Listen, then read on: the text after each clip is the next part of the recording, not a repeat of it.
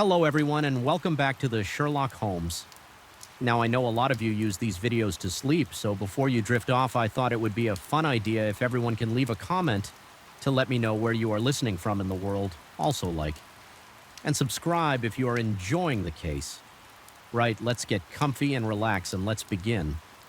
Story 1, we're going to delve into one of the most shocking criminal cases in Canada. Over the past 15 years, the central figure in this tragedy is Jennifer Pan, a young Vietnamese-Canadian woman who, despite her innocent appearance, harbored dark secrets. On November 8, 2010, in a residential area of Toronto, Canada.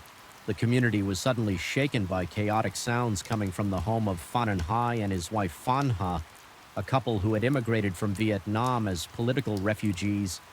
The piercing screams shattered the quiet night, mingled with cries of agony, desperate pleas for help, and most chillingly, the sound of gunfire, all combining into a terrifying cacophony. As the neighbors looked outside, they saw a man staggering out of the house covered in blood. He was trying to say something, but could only manage incoherent sounds before collapsing unconscious in the street. The neighbors immediately called the police to report the incident after receiving the distress call. The police quickly arrived at the scene. Upon arrival, they identified the unconscious man as Phan Hai, also known as Mr. Pan, the owner of the house. Where the tragedy had just occurred, a preliminary examination revealed that he had suffered severe injuries, including gunshot wounds to his eye socket and shoulder, and was in a coma due to significant blood loss. Recognizing the seriousness of the situation, the police immediately entered Mr. Pan's home to investigate further. They were horrified to discover his wife, Phan Bicha, lying lifeless on the basement floor, having been brutally shot 3 times in the head addition. Finally, the police found their eldest daughter, Jennifer Pan, with her hands tied behind her back, secured to the second-floor staircase railing. She was still clutching her phone, which remained connected to the 911 dispatcher upon learning that her mother had passed away, and her father was critically injured and unlikely to survive. Jennifer broke down in anguished sobs after thoroughly searching the house and surrounding area. The police took Jennifer to the station for questioning that very night. In the interrogation video, Jennifer claimed that a total of 3 unknown men had broken into her home. Late that evening, they took Jennifer hostage to threaten her parents, forcing them to reveal the location of their hard-earned savings. She recounted that the intruders then led her upstairs, tied her hands behind her back, and proceeded to attack her parents with a gun. The police questioned Jennifer extensively about the possible motives behind the attack, and she firmly insisted that the intruders were after money and valuables. However, as they examined the crime scene, the police began to grow suspicious if the intruders were truly after wealth. As Jennifer claimed, why did they ignore valuable items like the Pan family's 2 cars, a Mercedes-Benz G-Class and Lexus ES300, as well as other expensive belongings such as the TV computers, and even bundles of cash that were clearly visible in the house? Moreover, when investigating how the 3 intruders managed to enter the home, the police uncovered another point of suspicion. All the doors and locks showed no signs of forced entry. When the police questioned Jennifer about this suspicion, she recounted the events of that day as follows. It was a typical Monday evening, just like any other after dinner. Mrs. Pan went to a dance class and returned home around 9:30 p.m. At that time, Jennifer was in her room on the 2nd floor, talking on the phone with a friend before going to bed, when she suddenly heard strange noises coming from downstairs. Upon checking, Jennifer discovered 3 unfamiliar black men who appeared very aggressive inside her house before she could react. One of the men immediately attacked her, causing her to fall to the ground, and then tied her up with shoelaces. According to Jennifer, the men then went from room to room searching for valuables. They took all the money in the house. Once they confirmed there was nothing left to steal, they headed downstairs. At that moment, she began to hear her mother's pleading cries, her father's angry shouts, and the intruders' harsh yelling. But then suddenly everything went silent, followed by the sound of multiple gunshots. Quickly, she retrieved her phone from her pocket and frantically called the police. At this point, the police had to tentatively accept the limited clues provided by Jennifer, as she was the only surviving victim available for questioning. Her father was in a coma in the hospital, and her mother had died at the scene. However, the police found the girl sitting in front of them to be both peculiar and fortunate, despite the fact that the intruders could have easily harmed her. She remained unharmed indeed. The police had received a 911 call from Jennifer, but when they arrived, her hands were tied behind her back. So what exactly did she do to make the intruders spare her life? And how was she able to use her phone to call the police? While her hands were tied with these unanswered questions, the police could only proceed by secretly placing Jennifer under surveillance to monitor her every move for days had passed since the incident when Pan miraculously woke up from his coma. This was incredibly encouraging news for the police, as they now had another witness who could offer a new perspective on the case. However, Jennifer was the most anxious at this time, as expected. When the police questioned Mr. Pan, they uncovered some extremely valuable information. Mr. Pan revealed that he saw Jennifer speaking calmly and casually with one of the intruders. Moreover, he observed his daughter walking around with them inside the house without being tied up. Contrary to how the police found her, however, he did not expect to expose these suspicious behaviors of Jennifer on the night of the crime on November 22nd, after gathering sufficient testimony from Mr. Pan. The police summoned Jennifer for another round of questioning. This time, however, she was interrogated as a suspect rather than merely a victim. During this interview, the police recounted the information provided by Mr. Pan immediately. Jennifer broke down in tears, appearing devastated, and repeatedly asked the police what has happened to me in the nearly 4-hour-long interview. The police asked her to demonstrate how she could retrieve a phone from her back pocket to make a call while her hands were tied behind her back. Unfortunately, she was unable to do so. Using their experience, the police quickly got her to admit that she was directly involved with the intruders. However, she continued to lie without any solid basis.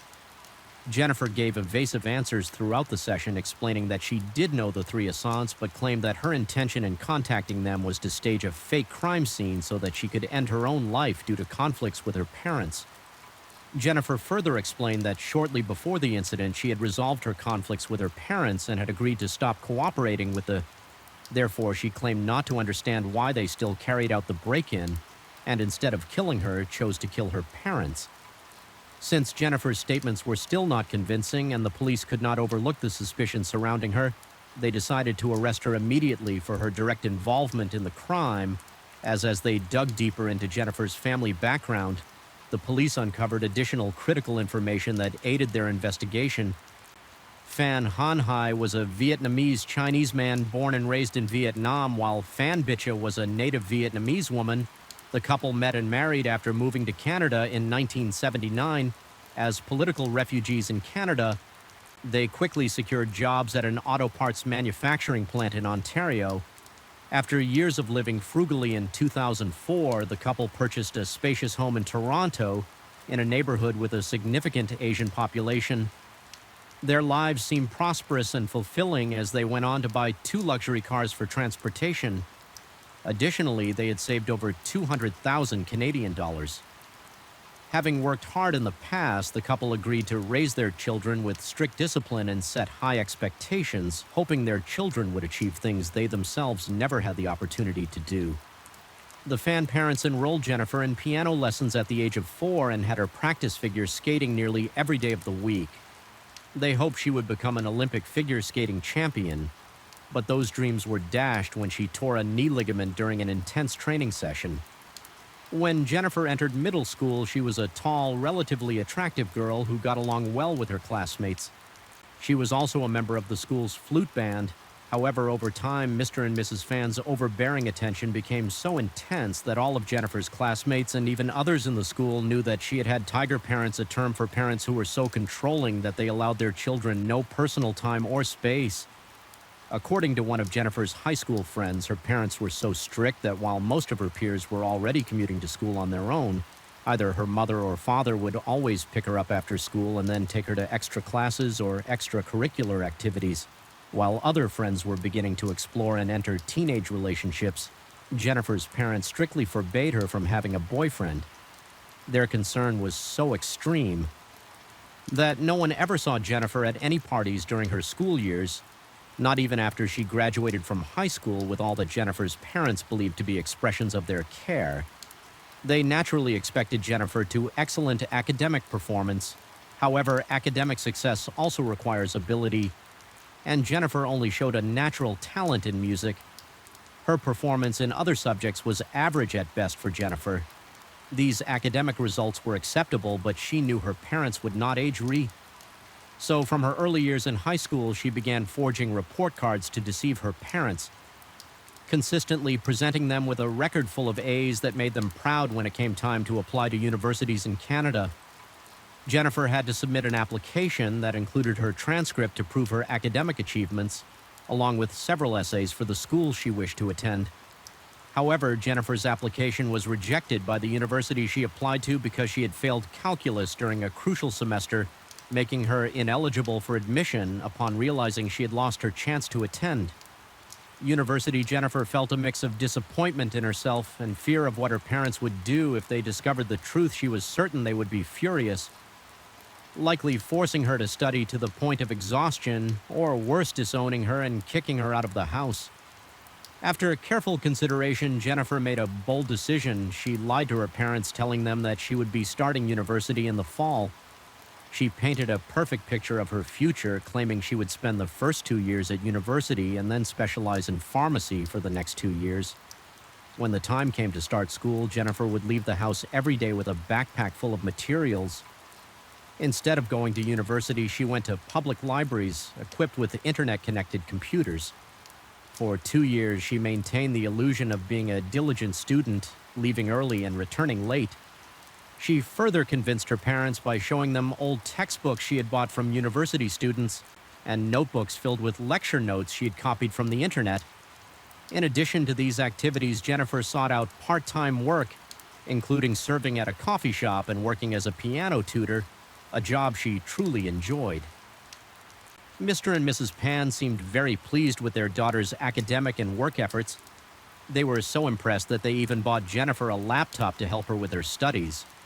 Although Mr. Pan occasionally asked Jennifer about her studies, Mrs. Pan seemed to have complete faith in her. She even told Mr. Pan that he shouldn't interfere and should let Jennifer be herself. After completing the first 2 years of her supposed university education, Jennifer moved on to the next phase of her deception. She told her parents that the school had approved her for a student loan and even claimed that she had won a $3,000 scholarship for the next 2 years of specialized pharmacy studies. This also meant, according to Jennifer, that she would have to move to downtown, where she said she would be living with a female friend.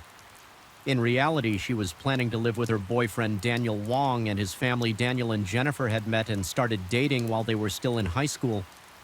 Both participating in the school band, their relationship began when Daniel once saved Jennifer during an asthma attack triggered by cigarette smoke. However, due to her parents' strict control and prohibitions, Jennifer never dared to openly express her love for Daniel. Their entire relationship was carried out in secret. During the last 2 years of her fake education, Jennifer fabricated a story that she was volunteering at a hospital near her school. However, her parents noticed something suspicious. They had never seen her uniform or name badge. The very next day, they told Jennifer that they would drive her to work. Jennifer tried to remain calm, but when the car stopped in front of the hospital, she quickly ran into the emergency room and hid there for several hours until she saw her parents leave. At this point, Mr. Pan began to piece things together. They contacted the friend who was supposedly living with Jennifer, and what they learned was shocking. Unaware of Jennifer's lies to her parents, this friend revealed the entire truth. Jennifer had never graduated from high school because she failed calculus, and she was currently living with someone else. After discovering the truth, Mr. Pan was so furious that he wanted to disown Jennifer. However, Mrs. Pan, out of love for their daughter, pleaded with her husband to let Jennifer stay. Mr. Pan eventually agreed, but with conditions they would confiscate all of Jennifer's phones, computers, and other communication devices, allowing her to use them only for a limited time and under their supervision. Additionally, they forbade her from seeing Daniel, and she was only allowed to go out for her piano teaching sessions. At this point, Jennifer was essentially under house arrest. Unable to endure her parents' restrictions, Jennifer and Daniel broke up not long after. Daniel quickly moved on and started a relationship with another girl. This drove Jennifer into jealous rage and left her devastated. In response, She fabricated a story claiming that Daniel's new girlfriend had hired people to attack and gang rape her.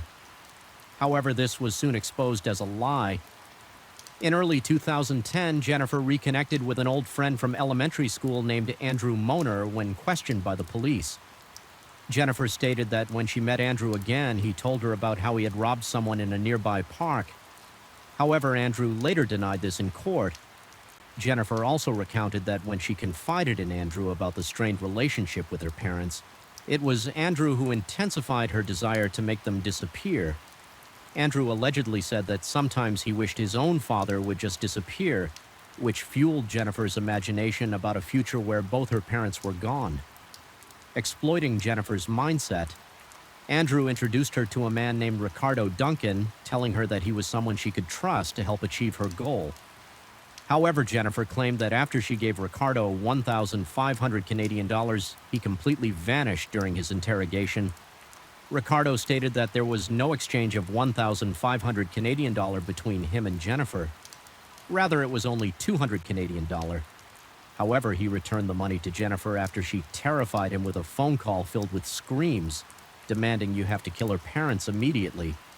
According to the police, it was around this time that Daniel and Jennifer reconnected, began texting flirtatiously, and devised a new sin plan they would hire a hitman to kill.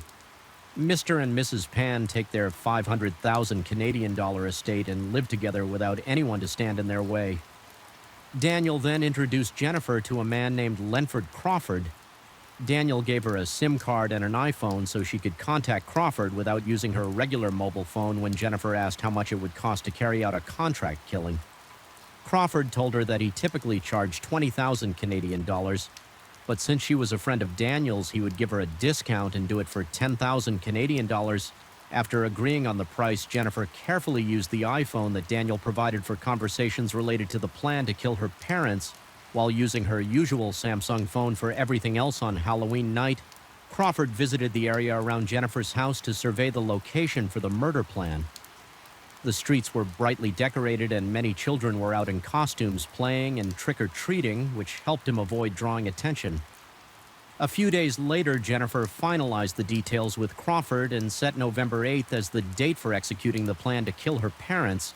On the agreed-upon day before going to bed, Jennifer deliberately unlocked the front door so Crawford and his accomplices could easily enter the house. After entering Mr. and Mrs. Pan's bedroom, the couple had no time to resist. They could only follow the intruder's orders and beg them not to harm Jennifer when Mrs. Pan pleaded for her daughter's safety. One of the men replied, "Don't worry, she a good person and she'll be safe." What happened next unfolded just as described earlier. Mrs. Pan was shot 3 times in the head and died. While Mr. Pan was more fortunate surviving the horrific ordeal during the investigation, the police arrested Jennifer and all those involved. They also interviewed Jennifer's younger brother Felix to gather more information from what Felix shared. The police were once again disheartened by the reasons behind the Pan family's tragedy.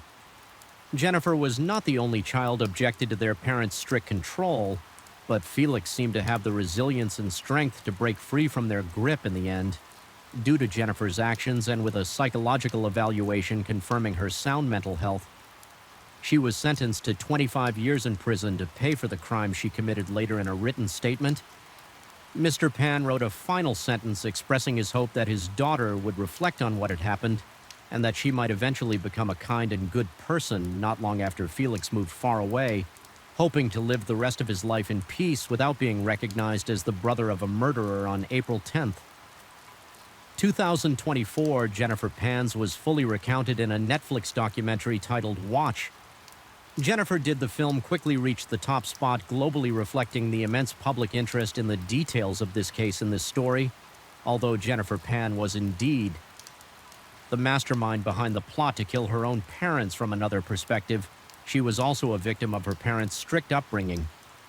In truth, Mr. and Mrs. Pan bear some responsibility for Jennifer's actions, as their harsh parenting contributed to driving her to such a desperate point in her life.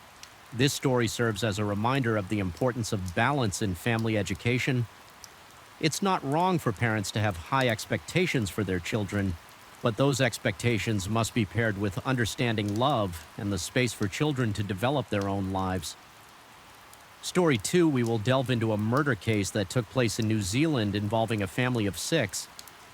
All members were brutally murdered except for the eldest son, David. This case has sparked a fierce debate, with the main point of contention being whether David, the sole survivor, is actually the perpetrator. Opinions are nearly evenly divided, making this one of the most controversial cases in New Zealand's history. The story unfolds in the city of Dunedin, the second largest city on New Zealand's South Island.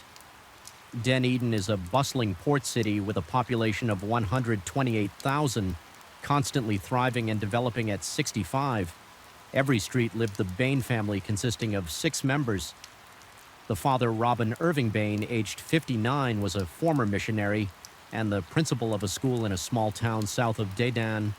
The mother, Margaret Aroa Cullen, 51, was an educated woman. The couple had 4 children, the eldest son, David, 22 years old, their second daughter, Aroa, 19, their third daughter, Lynette, 18, and the youngest son, Stephen, 14. The family lived a peaceful life until one day in June 1994, when a horrifying tragedy suddenly struck and shattered their lives. So what happened on that fateful day? Who committed this heinous crime? Let's go back to June 20th, 1994. It was a Monday at 7:09 a.m. New Zealand's emergency call center 111 received a distress call. The number 111 is New Zealand's universal emergency phone number, connecting to the police, fire department, hospital, and postal services. After receiving the call, the dispatcher did not immediately realize it was a murder case, instead assuming it might be a gas poisoning incident that had resulted in the family's deaths. As a result, they initially only sent an ambulance to the scene. It wasn't until 15 minutes after receiving the call that the incident was reported to the police. The police promptly mobilized and arrived at 65. Every street in front of them stood a 2-story house, eerily quiet with no sound except for the wind. The atmosphere at the scene was incredibly strange, for officers stood looking at each other, none daring to rush in. Suddenly, they spotted the head and shoulders of a person in one of the second-floor windows. This person was David, the one who had made the emergency call. He was sitting on the floor, leaning against the window. The police observed him for about 20 seconds before drawing their revolvers and cautiously entering the house. Although it was daylight, the inside of the house remained pitch dark, with the strong smell of blood filling the air. The officers carefully searched each room, trying not to touch anything, until the forensic experts arrived in a bedroom on the first floor. They found the body of AA, the second daughter. She was lying face down on the floor, her legs curled up with a gunshot wound to her forehead. After thoroughly checking the first floor to ensure no one else was there, the police moved on to the second floor. The room directly opposite the staircase was Margaret's bedroom. She had been shot in the head while she slept. Leaving no signs of struggle further inside was the room of the youngest son, Stephen, who was just 14 years old, the youngest in the family. Stephen's t-shirt was partially torn and wrapped around his neck. He had been shot in the head and was dead. Stephen's room was in complete disarray, covered in blood, indicating that a violent struggle had likely occurred there. Next to the staircase on the second floor was Lynette's bedroom room. The third daughter, the young woman, was found lying on her bed, having been shot 3 times and was already deceased. The book in Lynette's hand was soaked in blood. Following that, the police discovered Robin's body in the living room. He was slumped over a coffee table with a severe head injury. A .22 caliber semi-automatic rifle with a silencer was placed next to his body, the barrel pointing towards him. The computer on his desk was still on, displaying the message, "Sorry, you are the only one who deserved to live." Finally, the police found the sole survivor in the house, David, the 22-year-old man who had made the initial emergency call. At that time, he was in his room. Upon seeing the police, he began screaming, clearly in a state of extreme distress. By this point, the officers had done an excellent job. They had conducted a preliminary inspection of the scene, secured it, and preserved the initial evidence. As time passed, forensic experts, psychologists, and others arrived to conduct further in-vis investigations under psychological guidance. From an expert, David gradually calmed down and began to provide his statement. He first mentioned that around 5 a.m. he woke up and didn't notice anything unusual in the house, so he took the dog out to deliver newspapers. David typically woke up early to deliver newspapers every morning. After finishing his deliveries, he returned home around 7 a.m. After freshening up, David went upstairs and discovered that his entire family was dead. In a state of pain, panic, and despair, he called the emergency number 111. Meanwhile, investigators were gathering evidence from suspicious items at the scene. At the same time, an investigation into the Bain family's background was underway. According to the investigation, the Bain family had lived in Papua New Guinea for 15 years. Robin had been a missionary while Margaret had devoted herself to studying philosophy and astrology. In 1988, they returned to New Zealand from Papua New Guinea and settled in Dunedin. However, the family began facing financial difficulties and the relationship between Robin and Margaret deteriorated. Worsening over time, they began sleeping separately. Robin often stayed at the school dormitory, and on weekends he would only sleep in a camper van outside the house. The police found 20 empty rifle cartridges in Robin's car and a set of shed keys in the pocket of his raincoat. It seemed that Robin had fallen into despair over his family and killed them all, leaving only his eldest son David to carry on the family name. He also left a farewell message on the computer in the living room. However, the detectives in charge of the case were not convinced that Robin was the perpetrator. They believed the case was more complex and quickly focused their suspicion on the sole survivor, 22-year-old David, after gathering a series of evidence. Just 4 days after the crime, David was arrested by New Zealand police on suspicion of murder. A year later, in 1995, the first trial for the case began. The central issue in the courtroom was whether David or Robin was the killer. During the trial, the prosecution presented a range of evidence pointing to David as the culprit.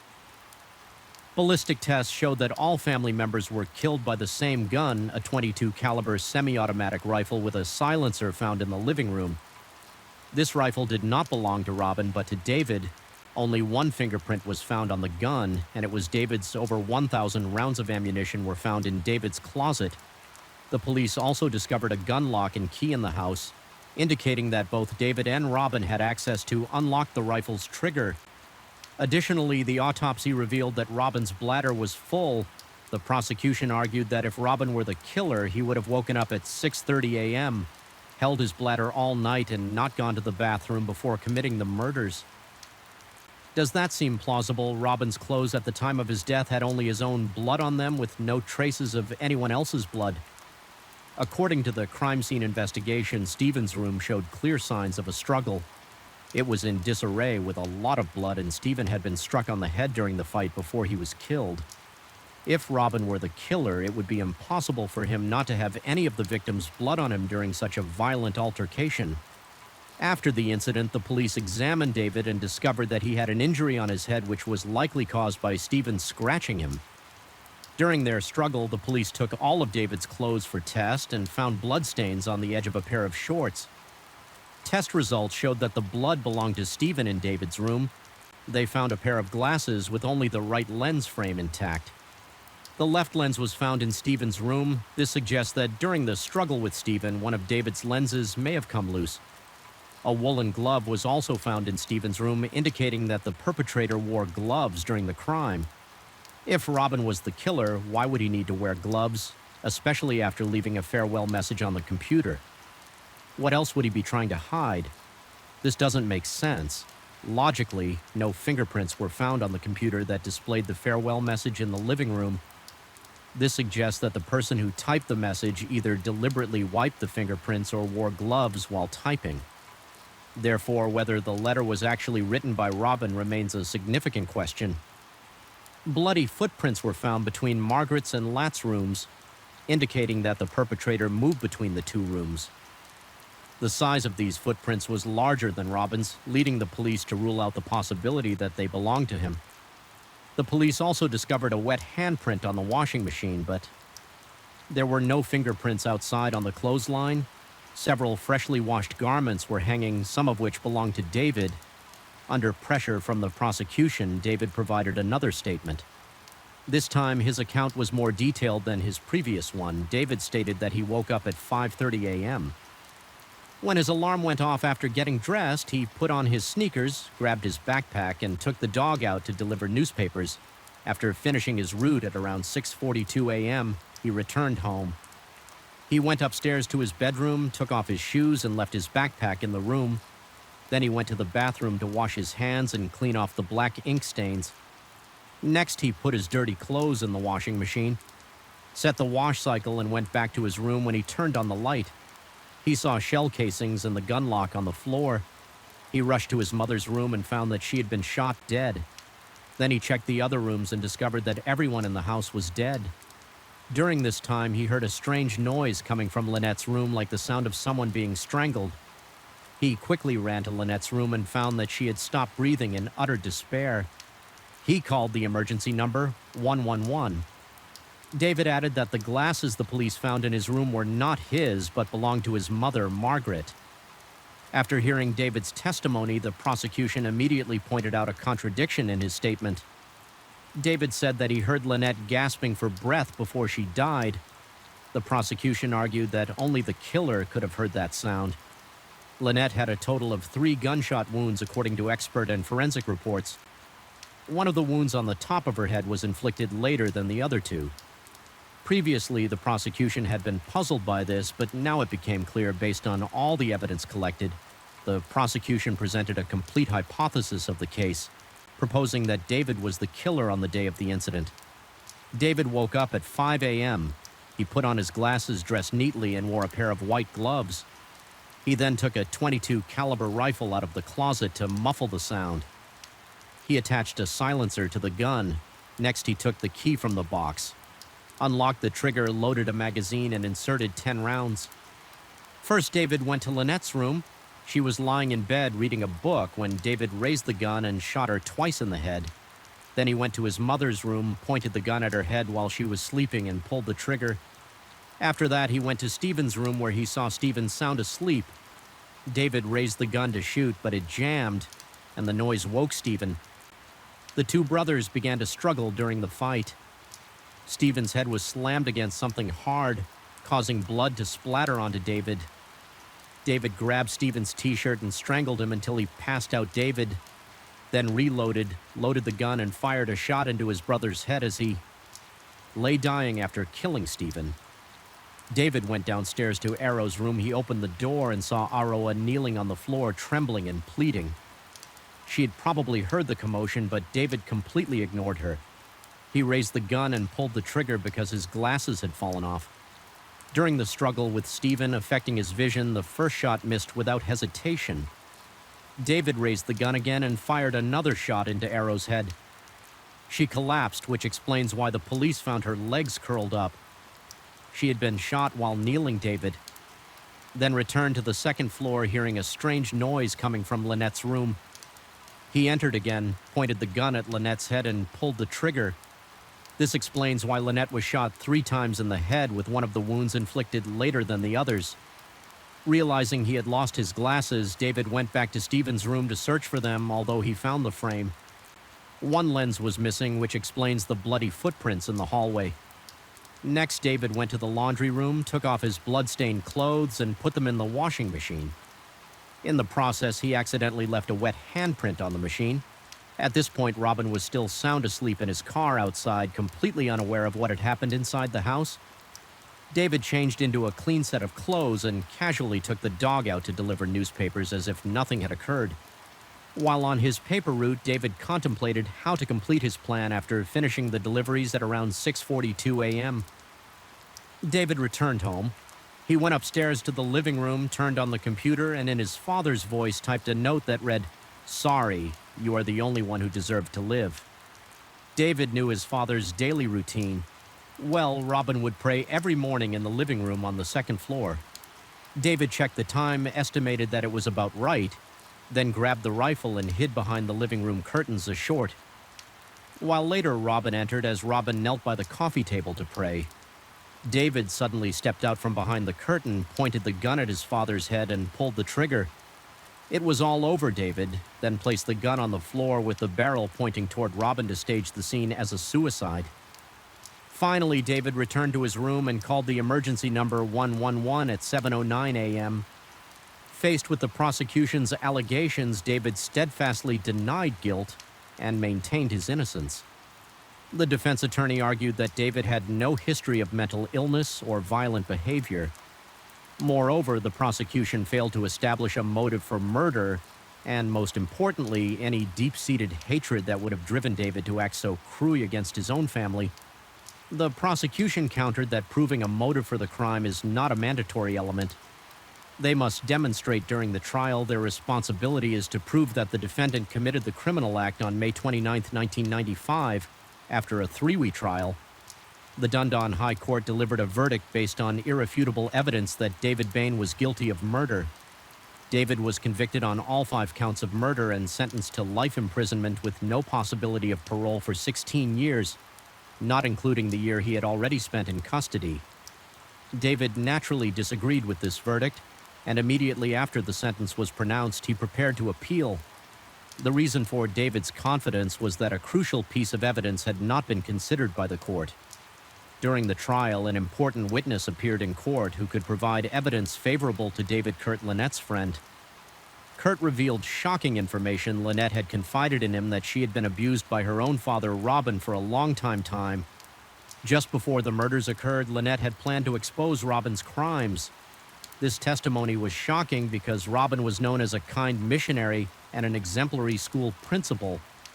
No one could have imagined that he would commit such depraved acts against his own daughter if this truth were exposed.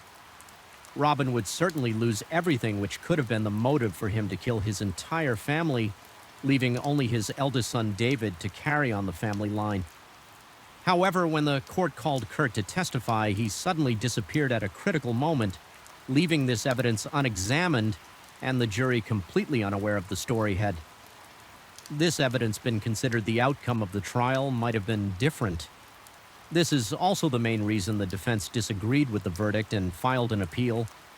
Not long after rumored of Robin abusing his daughter and killing his family before taking his own life spread widely, causing a public outcry. Supporters of David's innocence criticized the police investigation for its lack of transparency and the court's verdict for being irresponsible. After David was sentenced to life in prison, Kurt suddenly reappeared following the scandal surrounding Robin. 2 other friends of Lynette also came forward testifying that Lynette had confided in them about her intentions to run away for good. Lynette's painful experiences might have begun when she was just 11 years old, as Robin's scandal continued to grow. David's supporters unanimously argued that his trial was unjust and that justice needed to be restored for him. David's lawyer, Michael Guest, used Kurt's testimony as new evidence to appeal to the Court of Appeal. However, in December 1995, the Court of Appeal rejected David's appeal. Citing insufficiently convincing evidence, it seemed that the hope of exonerating David was fading. But just at that moment, David's savior appeared. Joe Karam, a former star of New Zealand's national rugby team. Joe Karam is a highly respected figure in New Zealand. After retiring from sports, he ventured into business and found great success. Joe Karam had been quietly following the Bain case from the beginning and had always believed in David's innocence. He was deeply upset by the court's verdict in January 1996. After learning that David's appeal had been rejected, Joe Karam decided to public support David. He used his influence and resources to draw media attention to the case. He rallied. David's supporters raised funds and hired attorneys, Colin Withen and Stephen O'Driscoll, to replace David's previous defense lawyer, Michael Guest. Joe Karam also met with David several times in person to discuss the appeal. He carried out these actions very openly, aiming to attract public attention to the case. In April 1996, David's legal team took the appeal to the Judicial Committee of the Privy Council in the United Kingdom. New Zealand, being a Commonwealth nation, has the Privy Council as the final appellate authority for its legal matters. Unfortunately, the Privy Council determined that the evidence in the case was not compelling enough to warrant overturning the verdict. In 1997, Joe Karam published the book David and Goliath. The story of David and Goliath from the Bible is a classic tale of the underdog defeating a giant. Joe Karam used this imagery to highlight the overwhelming power of the police right from the start of the investigation, where they focused on David gathering evidence against him while deliberately ignoring any evidence that might have been in his favor. Joe Karam believed that although David was alone, justice would eventually prevail. which is why he titled his book as such. That same year, another book about the Bain case was published titled The Mask of Sanity by Harry Cleckley. At that time, the Bain case had captured the attention of many New Zealanders, making this book, like David and Goliath, a bestseller. However, the perspectives in the two books were entirely opposite. Harvey Cleckley firmly asserted that David was the murderer, and he had no doubts about it. Cleckley argued that after the murders, David showed no remorse or guilt for his actions, as if nothing had happened after years of studying the Bain family psychology. The author proposed a theory about David's motive for the killings. According to Harry Cleckley, David was deeply influenced by his mother's cult-like beliefs and killed his family to free them from their suffering.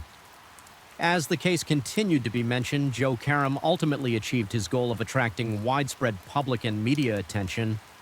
Not long after public outcry in New Zealand began to grow stronger, many prominent figures voiced their opinions, asserting that David Bain had been wrongfully convicted and that the court's verdict was unjust in May 1997 under mounting public pressure. Peter Dunn, the Commissioner of New Zealand Police, announced the formation of an independent investigation team to reinvestigate the Bain case. This independent investigation, overseen by the New Zealand Police Complaints Authority, would re-examine all aspects of the 1994 Bain case, including the conduct of the police officers involved in the original investigation. As the independent investigation proceeded, new information about the Bain family and the case gradually came to light. According to the investigation, Lynette was a rebellious girl who later became addicted to drugs and even turned to prostitution. She frequently displayed erratic behavior and used inappropriate language. Lynette's friend Kurt was the key witness who had helped her connect with clients, leading them to stay in regular contact. Kurt learned about Robin's shocking secret directly from Lynette. The reason Robin killed the entire family, rather than just Lynette, was because the day before the murders, Lynette had revealed his crimes to the entire family. Since everyone in the family knew the truth, Robin felt his only option was to kill all to keep this devastating secret from being exposed. However, after their investigation, the independent team found no conclusive evidence to support this theory. It was merely Lynette's account to her Kurt, and there was evidence that Lynette frequently lied and exaggerated the truth. Therefore, it was challenging to consider this testimony as credible. Evidence. The independent investigation team also examined the police's investigation procedures from that time and concluded that the entire process adhered to regulations, with no evidence of police misconduct. Regarding the defense team's allegations that the prosecution had influenced the jury, the investigation found no evidence of any wrongdoing. Notably, the Bain family home was burned to the ground. Just 2 weeks after the murders occurred in 1994, this was at the request of the Bain family's relatives, and David agreed to the request. David stated that he did not want to see the house anymore.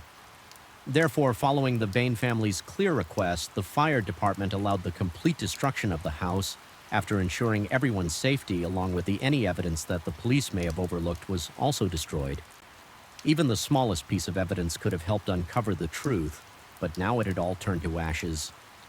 Ultimately, the independent investigation team concluded that the police investigation in this case was valid and that the court's verdict had no issues. As a result, they once again rejected David's appeal. However, David's legal team did not give up in June 1998. They submitted a petition to the New Zealand court seeking a pardon for David.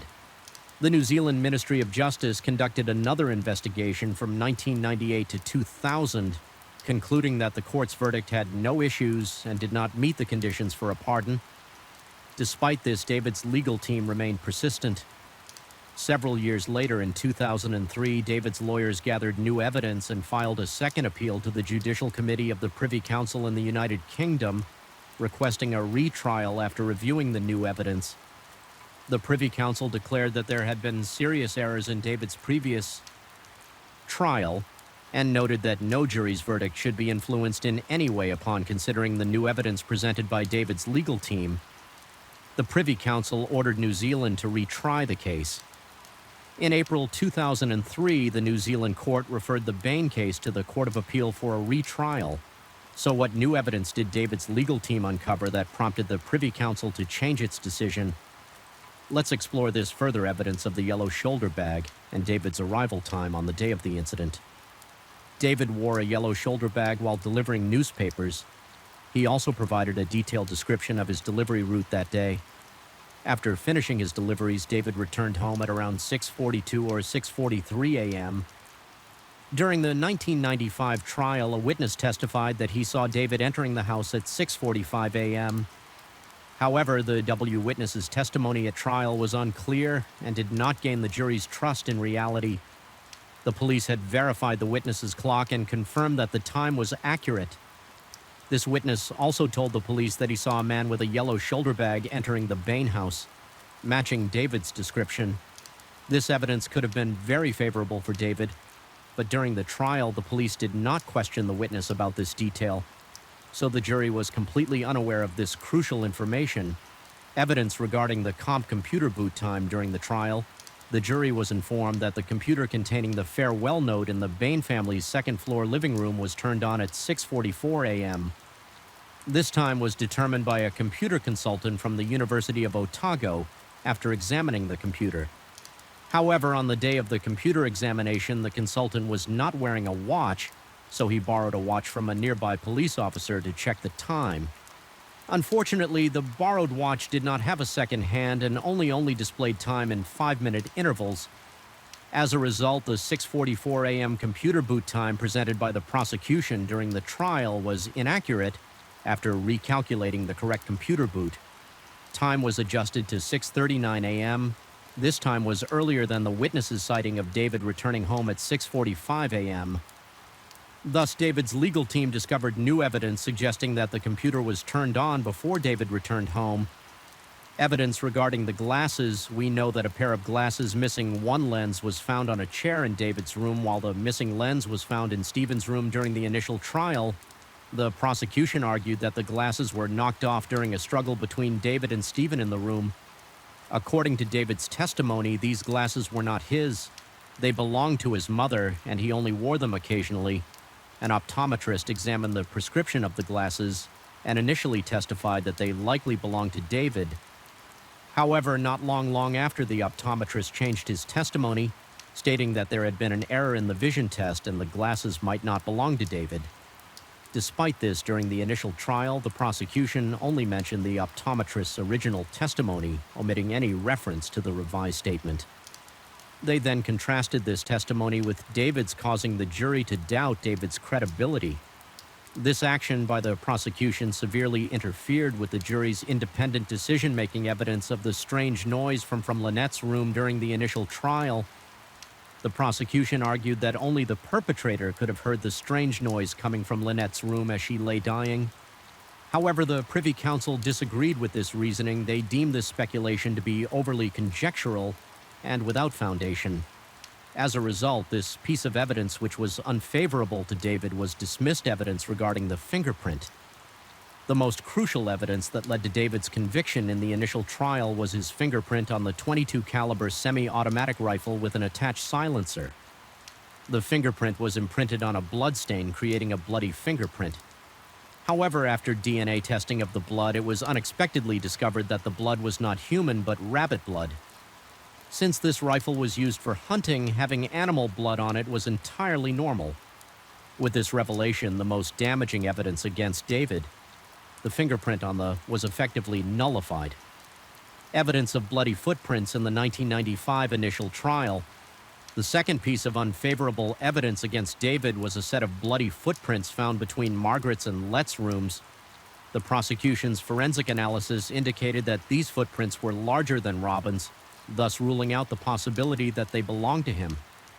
However, upon reinvestigation, David's legal team discovered that the footprints measured approximately 11 inches, while Robin's foot length was about 10.6 inches and David's was 11.8 inches. At the time, the jury had not been informed about the foot sizes of either man or the specific dimensions of the bloody footprints. They had only heard the prosecution's conclusions now based on these numbers. Robin's foot length was actually closer to the size of the footprints. If these prints were not Robin's, they certainly couldn't have been David's. What was initially incriminating evidence against David The bloody footprints had now become evidence in his favor on May 15, 2007. The Christchurch Court of Appeal held a hearing with David's legal team, providing a series of new evidence. David Bain, who had been imprisoned for 13 years, was released on bail. The Court of Appeal announced that it would set a date for a retrial on March 6, 2009, after the jury was sworn. The retrial of the Bain case officially began at the Christchurch Court of Appeal during this trial. In addition to presenting new evidence to the jury, David's legal team focused on proving that David's father, Robin, was the actual perpetrator, thereby demonstrating David's innocence. David's lawyers pointed out that information about Robin's mental state had been completely overlooked in the initial trial, leaving the jury unaware of his psychological issues. In fact, Robin had exhibited some unusual behaviors as a school principal. Robin had once hit a student. He had also written a dark children's story describing a family massacre in the school magazine in the preliminary trial. Kurt, a friend of Lynette and a key witness, did not appear to testify. However, this time Kurt was present in and provided his testimony. Additionally, David's legal team discovered two more witnesses who also confirmed that Lynette had confided in them about being abused by her biological father, which further validated Kurt's testimony. The murder weapon was a Winchester 49,022 caliber semi-automatic rifle. The rifle was already quite long, and with the addition of a silencer, the overall length was even greater. As a result, during the preliminary trial, the jury concluded that Robin could not have committed suicide with this weapon to clarify this issue. David's legal team brought an important expert to court. Philip Boyce, a British forensic and firearms expert with extensive experience in investigating crimes involving firearms. What followed was a surprising scene in the courtroom. Mr. Boyce took the rifle, stepped into the middle of the courtroom, and prepared to demonstrate how Robin might have shot himself with this weapon. According to Mr. Boyce, while the rifle was indeed long, it wasn't impossible to shoot oneself with it. Provided that a support item was used, that item was a chair. There was indeed such a chair found next to Robin's body at the crime scene. Mr. Boyce placed the rifle stock on the chair, aimed the barrel at the temple, matching the location of the bullet found in Robin's head with just a chair. Robin could have carried out his plan. Additionally, another method involved placing the rifle stock on the ground, kneeling on one knee on the chair, using the chair as a support point, then leaning down, allowing his hand to reach the trigger. Mr. Boyce added that this hypothesis had been verified through professional and rigorous ballistics experiments. After the shot, the bullet's impact would pass through an exit from the back, creating a wound consistent with Robin's injury. The only unfortunate aspect is that no trace of Robin's blood was found on the gun or the silencer. Without this, the hypothesis could have perfectly explained everything when this evidence was presented. The courtroom buzzed with reactions. The retrial at the Court of Appeal lasted 3 months. With nearly 200 witnesses called to testify on June 5, 2009, the jury reached their final decision. The Christchurch Court of Appeal declared David Bain not guilty on all 5 counts of murder, and he was released immediately as the news broke. David's supporters erupted in joy outside the courtroom. Major New Zealand television networks broadcast the event live. It was a stunning reversal, so unbelievable it seemed like something out of a movie, yet it had become a reality. However, David Bain's exoneration also left many feeling outraged. Those who opposed David couldn't believe that such a cold-blooded killer could walk free. A reporter named Martin Van Banan closely followed and reported on the case. After the trial, he captured a controversial photograph of a juror emotionally embracing David. Martin later revealed more shocking information. 2 jurors had been exchanging information with each other throughout the trial. An anonymous source claimed that during the trial, any juror leaning towards convicting David was privately approached by these 2 members. The content of those conversations remains unknown. The retrial of David Bain's case set a record for legal costs. The 2009 retrial alone exceeded $4 million, and when combined with the costs of previous trials, the total expenditure surpassed $7 million, making it the most expensive trial in New Zealand's history. Here's the text translated into American English with proper grammar after being exonerated. David took a 3-month vacation in Europe with all expenses covered by his supporters. 10 months later, David began looking for a job, hoping to return to a normal life. In March 2010, David filed a claim for compensation from the government, asserting that he had been wrongfully imprisoned. However, the New Zealand court determined that David's case did not meet the criteria for government compensation. Legally, there wasn't enough evidence to convict David, but that doesn't necessarily mean he was innocent. These are two entirely different concepts. Unless David could provide sufficient evidence to prove his innocence, the government was under no obligation to compensate him, according to a public opinion poll conducted by the New Zealand Herald. 74% of New Zealanders believe that David should be compensated by the government. In 2016, New Zealand's Justice Minister Amy Adams announced that the government would not apologize to or compensate David Bain for the time he spent wrongfully imprisoned. However, the government did agree to pay David Bain $925,000 as a special settlement to end the lengthy lawsuit he had filed against the government. Ultimately, David's legal team accepted this settlement, and the Bain case was officially closed. However, the debate over whether David was the perpetrator has never truly ended. No one has been able to completely convince others, and the case has become one of the most controversial in New Zealand's history. In the end, was David Bain the culprit? Perhaps only he knows the truth. Story 3. On a spring day in 2024, the Robeson County Police in North Carolina received a strange call from a woman in a slow and weak voice. She asked the police if they could locate her phone. She also stated that she was about to be murdered and hoped the police would find her body as soon as possible.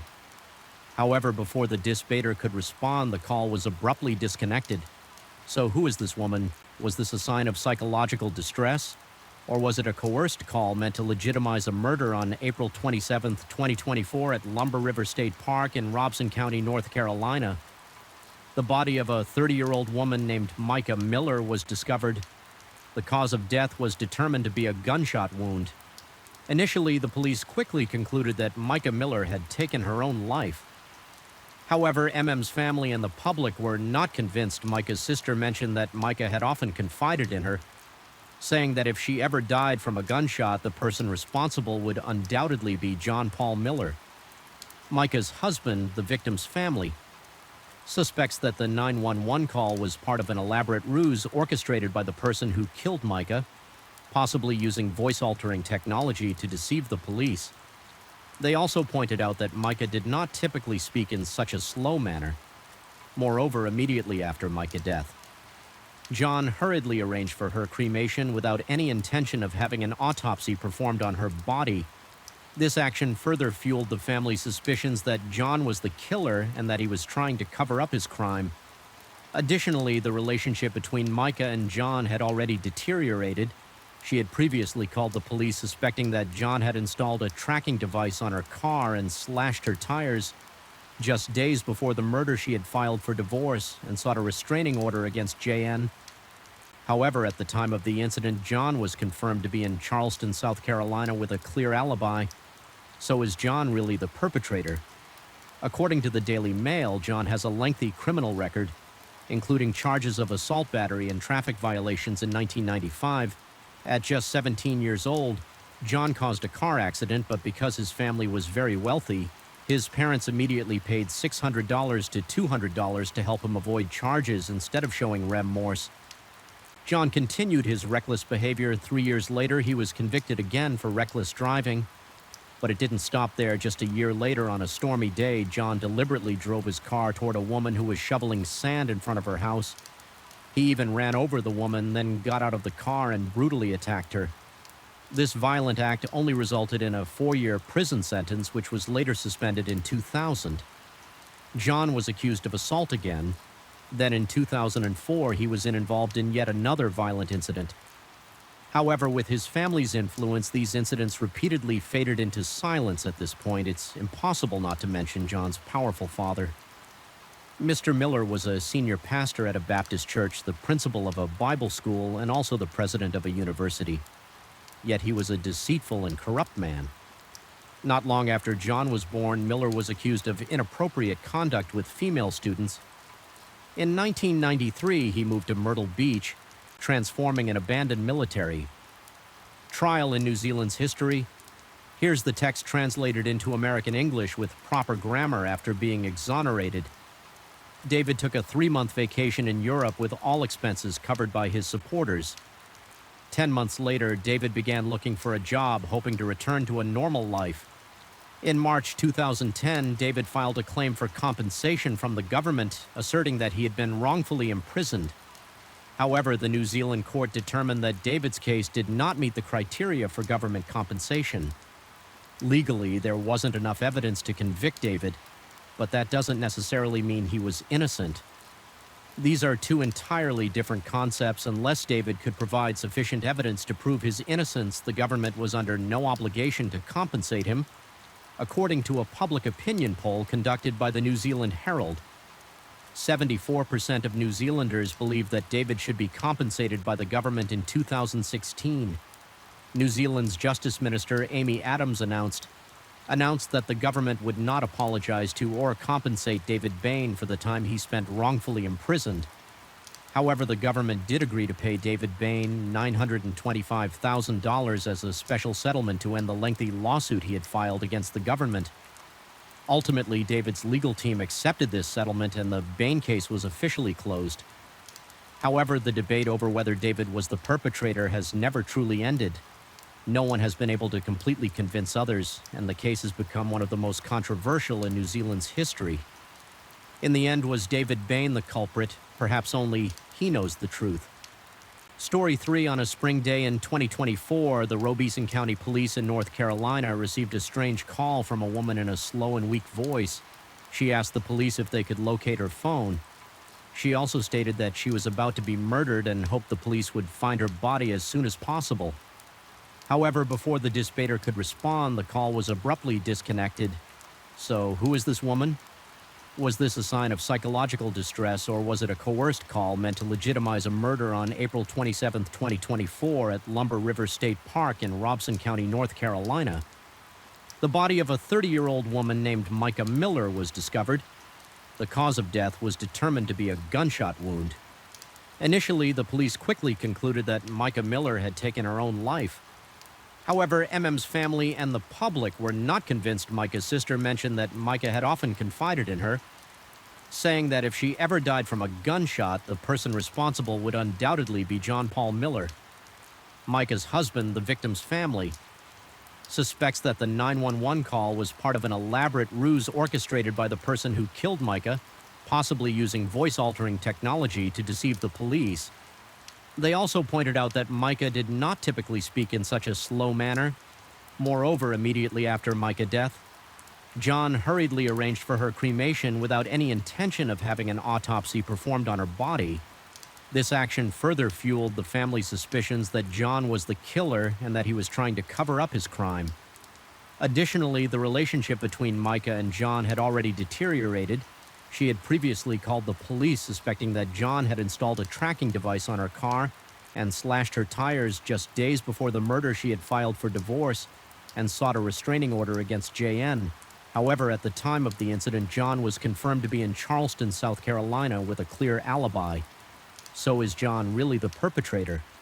According to the Daily Mail, John has a lengthy criminal record, including charges of assault battery and traffic violations in 1995.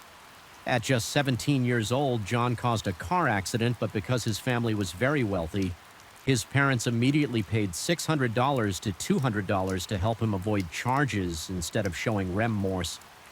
John continued his reckless behavior. 3 years later, he was convicted again for reckless driving, but it didn't stop there. Just a year later, on a stormy day, John deliberately drove his car toward a woman who was shoveling sand in front of her house. He even ran over the woman, then got out of the car and brutally attacked her. This violent act only resulted in a 4-year prison sentence, which was later suspended in 2000. John was accused of assault again. Then in 2004, he was involved in yet another violent incident. However, with his family's influence, these incidents repeatedly faded into silence at this point. It's impossible not to mention John's powerful father. Mr. Miller was a senior pastor at a Baptist church, the principal of a Bible school, and also the president of a university. Yet he was a deceitful and corrupt man. Not long after John was born, Miller was accused of inappropriate conduct with female students in 1993. He moved to Myrtle Beach, transforming an abandoned military base into a Bible school. He also built a Baptist church right next to the school. However, his nature remained unchanged. In 2014, he was arrested on multiple charges, including visa fraud, hiring illegal workers, and labor violations. According to the New York Daily News, Miller turned his Bible school into a forced labor camp targeting foreign students. The focus of the school shifted away from education, with its primary goal being to turn students into full-time workers. For his family, students were forced to work long hours for low pay, and they were even given expired food to eat in 2000. John married his. Together, however, during his marriage to Allison, John met Micah, who later became his second wife. Micah was born on March the 7th, 1994, at the age of 15. She moved to Myrtle Beach with her family and joined the church, where John served as a pastor. A 15-year-old girl and a 29-year-old man are unlikely to become friends in any typical sense, especially considering the nature of their relationship as teacher and student or pastor and congregant, a relationship that inherently involves a significant power imbalance. Nevertheless, John and Micah quickly became friends in 2010. When Micah was 16, she began working part-time at the church and occasionally babysat John's 4 children at his home. 2 years later, under John's matchmaking, Micah, who had just turned 18, married another man who also worked at the church, and he happened to be John's close friend. John officiated their wedding. According to John, the moment he saw Micah walk into the church in her pristine white wedding dress, he was captivated. He realized he had fallen in love with Micah and felt envious of the man standing next to her. Not long after Micah's wedding, John began to express his feelings. He exploited his position as a pastor to send Micah's husband on a missionary trip to a distant location, thereby making it easier for him to be close to Micah. John's repeated escapes from legal consequences had led him to develop delusions of power. He believed he could do anything in this world without facing any punishment. This blind confidence caused him to completely lose his conscience, or perhaps he was aware but simply didn't see it as a problem.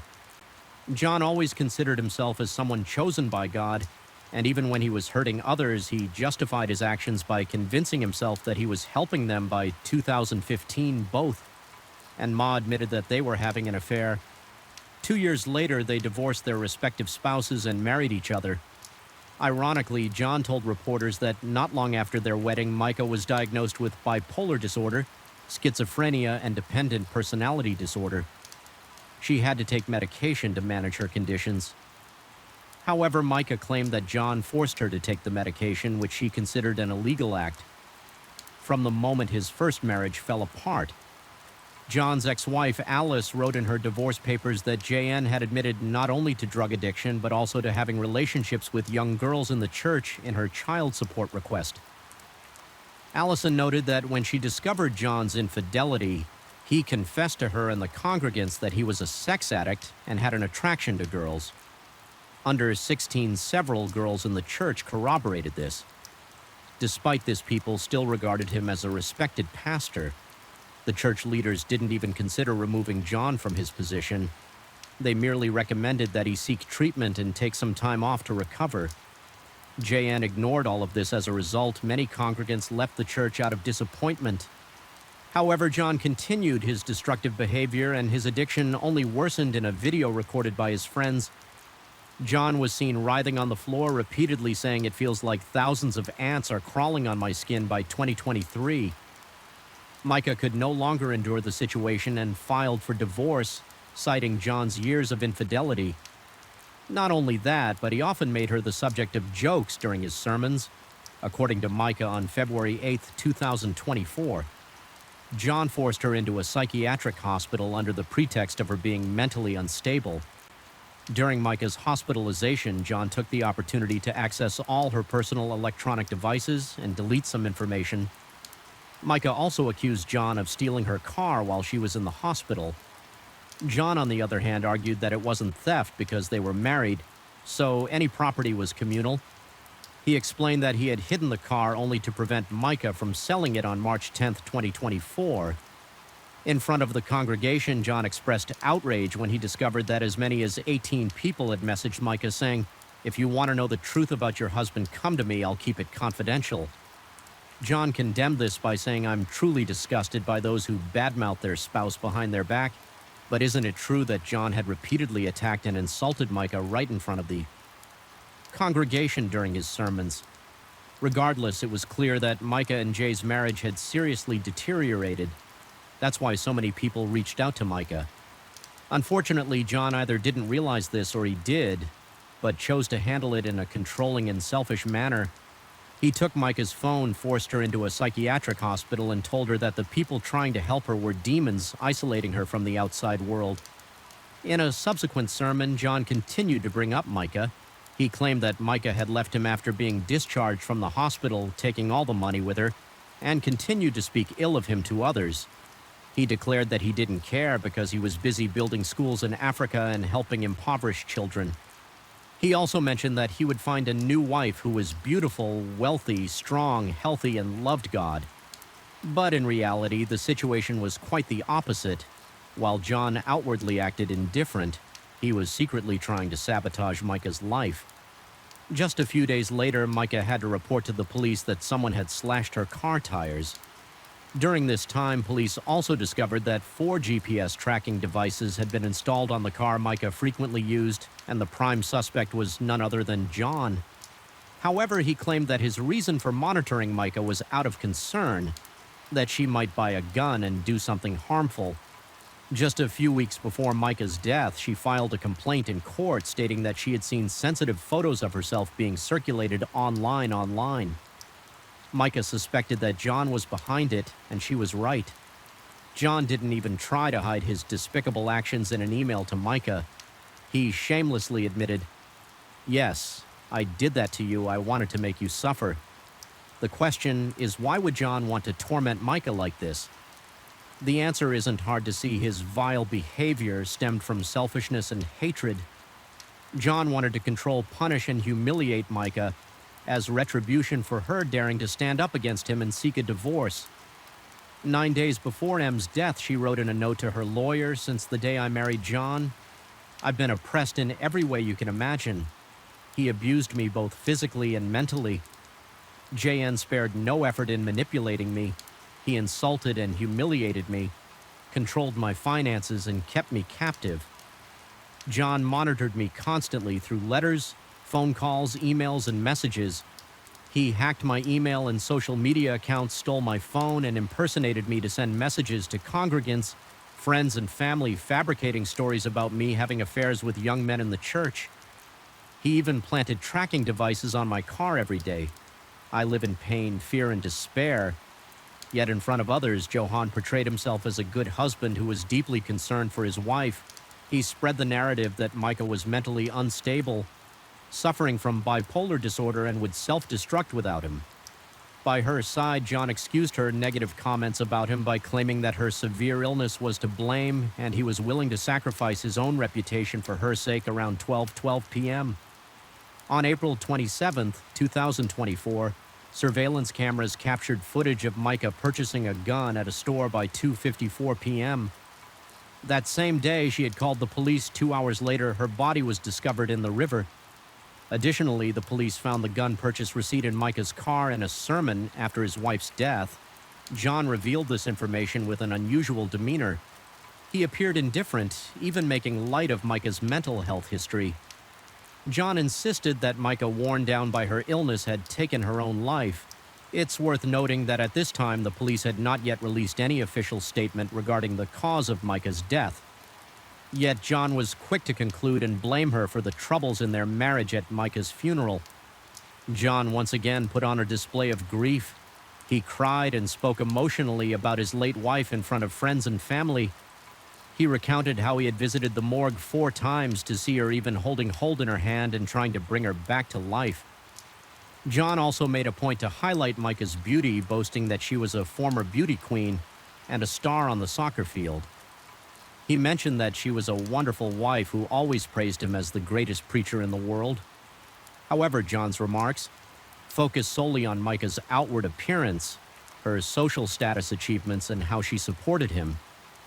He made no mention of her soul or character, perhaps because John never truly cared about those aspects to him. Micah was not a cherished life partner, but merely a trophy to show off to others. So when Micah tried to break free and take control of her life, John was furious. Her departure was like stripping away the accomplishment he believed he owned. This raises the question, could John also have had psychological issues? He projected all his insecurities, fears, and shortcomings onto his wife by claiming Micah was sick, using it as justification.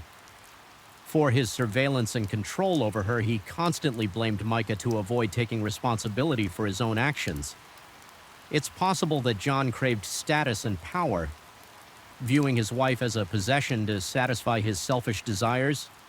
This approach may have worked initially, allowing John to keep Micah under his control, but eventually things spiraled out of control, causing Micah immense suffering, while John's hatred grew stronger. Although John had an alibi, many still believed that he was behind Micah's death. He might not have been directly involved, but it's hard to consider him innocent. All evidence points to John using domestic violence to gradually manipulate and indirectly push Micah to her breaking point. One Sunday morning, a large crowd gathered outside the church, holding signs and wearing T-shirts that read, "Justice for Micah." They demanded that authorities investigate and bring John to justice on April 28, 2024. Micah's family also posted on social media asking the public to stop spreading false information about her death. Micah's father revealed that her hands and arms had numerous defensive wounds, which seemed odd if she truly intended to end her life. Additionally, several shell casings were found at the scene, but no bullets were recovered. It appears that the police overlooked these suspicious details. They hastily concluded that Micah acted alone based solely on a blood alcohol test without conducting a toxicology screening. What's particularly strange is that if John had done nothing wrong, why was he in such a rush to have his wife's body cremated?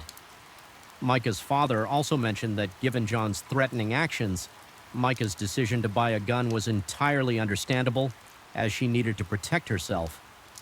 He believes it's possible that Micah was coerced into making the call to the police, or that the call itself was faked by the killer. According to Micah's father, the autopsy revealed bruises on Micah's arms, suggesting she tried to fend off her attacker. It's possible that during the struggle, the perpetrator accidentally fired several shots that missed Micah, which would explain the multiple shell casings found at the scene after the attack. The killer likely threw Micah into the river to dispose of her body. Unfortunately, there is no evidence to support Micah's father's claims on May 5, 2024. John appeared on television for an interview, once again stating that Micah was a wonderful wife, but unfortunately suffered from mental illness. John claimed that he had pleaded with family and friends for help, but no one believed him. As a result, he said he had to find ways to help Micah on his own, never imagining it would end in such tragedy. While JN continued to feign grief, the media uncovered photos of him cozying up with another woman named Susie Skinner. It turns out they had been secretly involved for years, even while Susie was still married in September of 2021. Susie's husband was found dead in a swimming pool. What's noteworthy is that the pool was located very close to the church where John worked. Although the police concluded that Susie's husband drowned, many people didn't believe that explanation. Friends revealed that SU's husband was an excellent swimmer before a car accident at age 20 left him paralyzed. Despite his paralysis, he was still very comfortable in the water and often surfed at the beach without assistance. Therefore, his drowning in a swimming pool seemed highly unusual, raising significant questions about the circumstances behind this tragic accident. On May 9, 2024, amid growing public outcry, John's defense attorney spoke out, asserting that his client had nothing to do with Micah's death. The attorney claimed that it was Micah's mental illness that took her life, not JN, and urged people to stop blaming him currently. The FBI is investigating John and the organization he owns under suspicion of embezzlement. At the same time, the state prosecutor's office announced that they would be cooperating with the FBI to thoroughly investigate the mysterious circumstances surrounding Micah's death. Story 4, we will delve into a mysterious murder that took place in South Carolina, USA. Say to the north of the state lies a man-made lake called Lake Y, Surrounding the lake are breathtaking landscapes with lush green forests reflecting on the crystal clear water, and luxurious mansions among them is the home of the two main characters in today's story, Steve Clayton and Lana Clayton. Steve Clayton, 62, was a millionaire having achieved success in business. From a young age, he married a woman 11 years his junior named Lana Clayton, and they moved into a luxurious mansion by Lake Y. Although they had no children, their life seemed happy and fulfilling. But in 2018, tragedy struck on a Friday when Steve was found dead at the bottom of the stairs in their home. Was this just a tragic accident, or is there a deeper hidden secret behind his death? Let's turn back the clock to 2018 and uncover the truth about this case at around 11 a.m. On July 21st, 2018, Lana went upstairs to the bedroom and found Steve still sound asleep. His health had been deteriorating recently, so Lana had been taking extra care of him. She placed his medication and other necessities on a small table next to the bed so that Steve could easily reach them when needed. As noon approached, Steve still hadn't woken up, so Lana decided to go outside and mow the lawn. About an hour later, she came back inside and found her husband lying face down and unresponsive at the bottom of the stairs. In a panic, Lana ran outside to seek help. She flagged down a man riding a motorcycle and asked him to call 911 when the police and paramedics arrived. They found that Steve was no longer breathing. Lana was devastated and blamed herself for not being by his side. She thought if I had stayed with Steve, maybe this tragedy could have been avoided. The victim. Steve was born in Florida into a large family and was particularly close to his sister Rosie Clayton in his 20s. Steve started a physical therapy business for injured athletes, which quickly became a huge success. Outside of work, he was passionate about collecting art, enjoyed playing golf, and often relaxed by taking boat trips at the age of 41. Steve decided to retire early to enjoy life. He deeply loved his family, especially his two nephews Nick French and Chris Fagan. At the end of 2009, Steve moved from Florida to North Carolina. A year later, he met Lana online. She was 11 years younger than him and originally from Oklahoma. Their relationship quickly blossomed, and 3 years later they were married in Charlotte. Although this wasn't the first marriage for either of them, their genuine love received enthusiastic support from family and friends. Steve and Lana's married life was very happy. Although they had no children together, they found joy in caring for their two Italian greyhounds. In 2016, they moved into a mansion by Lake Y in South Carolina. There they quickly integrated and were well liked by the local community. The neighbors all had praise for the couple.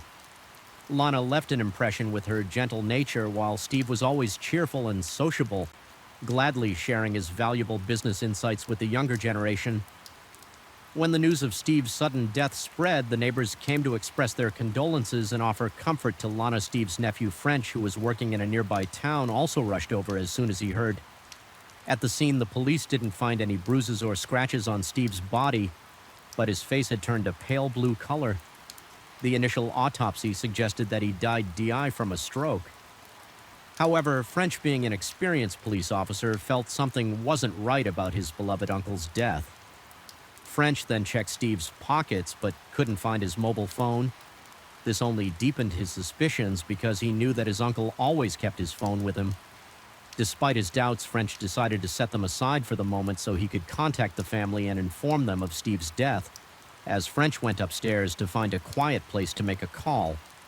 He took the opportunity to look around, hoping to find Steve's missing phone. Afterward, he called Steve's sister, Rosie, and shared his concerns about the missing phone. Rosie mentioned that she hadn't been able to reach her brother for 3 days, which was very unusual, as they typically texted each other regularly while talking on the phone. French noticed that Steve and Lana's bedroom was very messy. The bed linens were soaked, which made him even more suspicious since Steve was typically a very tidy and organized person. This indicated that Steve's health had deteriorated significantly to the point where he could no longer take care of himself. French recalled that since June of that year, Steve had started complaining about his health. It began with ear pain, followed by nausea and dizziness.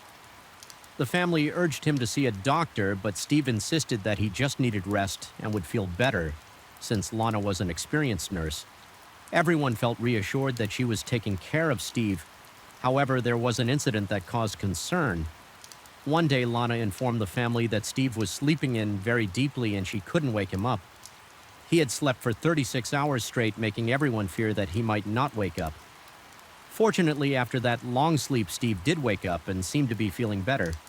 He even hosted a party on July 4th. Dancing happily with the family, everyone thought he had recovered.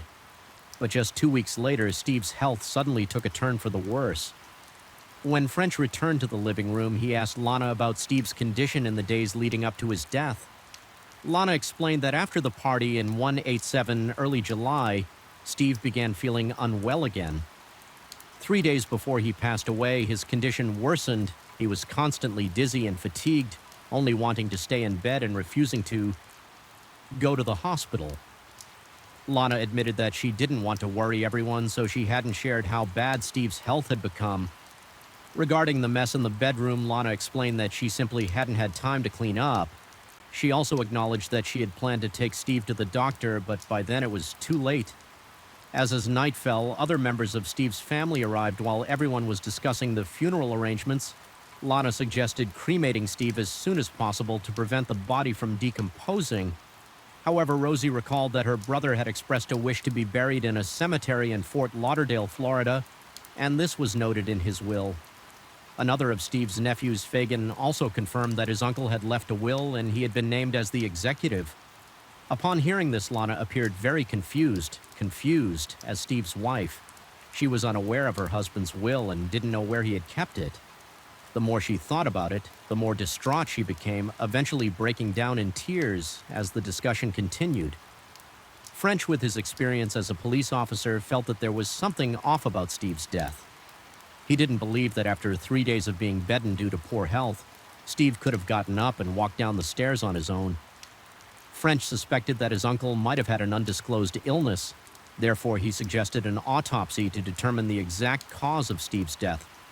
Regardless of the method of burial, most of the family members agreed with French's suggestion, but Lana objected. She revealed that Steve had been using a particular medication which could have contributed to his condition. She feared that if an autopsy were conducted, this fact would be exposed and could tarnish Steve's good image. Moreover, Lana argued that once a person is dead, there's no need to uncover every detail. Lana's explanation struck French and Fagin as very odd. As far as they knew, their uncle didn't have any bad habits. However, they also considered that Lana was the closest person to Steve, so she might know things that they didn't. On August 4th, Steve's funeral was held during the service. Fagin and a few others brought up the issue of Steve's will again, but Lana continued to insist that she knew nothing about it, so the matter was set aside for the time being after the funeral. French went to Fagin's house to discuss Steve's death. French shared his concerns, wondering why Lana hadn't taken Steve to the doctor when his condition had deteriorated so much. Why didn't she call 911 immediately when she found her husband unresponsive at the bottom of the stairs, instead of running outside to find help when there was surely a phone in the house? And what happened to Steve's mobile phone? Initially, Fagin thought that maybe Lana was just too panicked at the time to think about calling, but the more he considered it, the more suspicious he became. He recalled that right after Steve passed away, Lana was adamant about cremating him immediately and opposed the idea of an autopsy. Additionally, the day after Steve died, Fagin called Lana and asked her to help locate the will, but she abruptly cut him off, saying, "Don't come here, this is my house and he was my husband. I'll take care of everything." She then quickly hung up the phone. After this conversation, both French and Fagin became convinced that Steve's death wasn't as straightforward as it seemed, and that Lana might be hiding something with his experience. French decided to conduct his own investigation without informing Lana. First, French spoke with some of Steve's neighbors to ask if they had noticed anything unusual about the couple. However, none of them reported anything out of the ordinary. Although they hadn't seen Steve in the days leading up to his death, Lana had explained that Steve wasn't feeling well and was resting at home next. French went to the nearby hospital to check Steve's medical records, but unfortunately he wasn't able to uncover anything, despite the investigation yielding no concrete results. French still felt that something was wrong. He then contacted Fagin, and the two decided to call Rosie to get her opinion. After hearing French and Fagan's concerns, Rosie began to have her own doubts about Lana. Initially, she had always believed that Lana had taken good care of her brother, but when she heard about the messy state of the bedroom on the day Steve died, she found it hard to believe that Lana had truly been caring for Steve properly. After the discussion, all three agreed that an autopsy on Steve was necessary. However, time was of the essence. Since Lana had already scheduled the cremation with the funeral home, they contacted the police, requesting that they halt the cremation and conduct an autopsy on Steve. They also agreed not to reveal this plan to Lana on August 29th. The autopsy results were released. Surprisingly, they showed that Steve's heart was completely normal and there was no sign of drug abuse. However, his blood contained a large amount of a chemical commonly found in eye drops. This chemical, while effective for reducing eye congestion and fatigue when used externally, can cause dizziness, nausea, and in severe cases, respiratory failure, decreased heart rate, and even death. If ingested, the results left French and the rest of the family in complete shock. The next day, the police informed Lana about the suspicious findings. Confronted with these concerns, Lana quickly explained that the chemical could have come from the eye drop Steve had been using for nearly 2 years. According to her, he would put 2 drops into his coffee every morning because a friend had told him it helped with constipation. However, Lana's explanation did little to dispel the growing suspicions. The police then informed her that they needed to conduct a formal interrogation and read her Miranda rights. The Miranda rights are a legal procedure in the U.S. requiring police to inform suspects of their right to remain silent. Before questioning during the interrogation, the police learned that Steve had been making his own coffee for years, but as his health began to decline recently, Lana had started making it for him, since it was just the 2 of them living in the house. The police suspected that the large amount of eye drops in Steve's system was likely due to Lana intentionally adding them to his drink.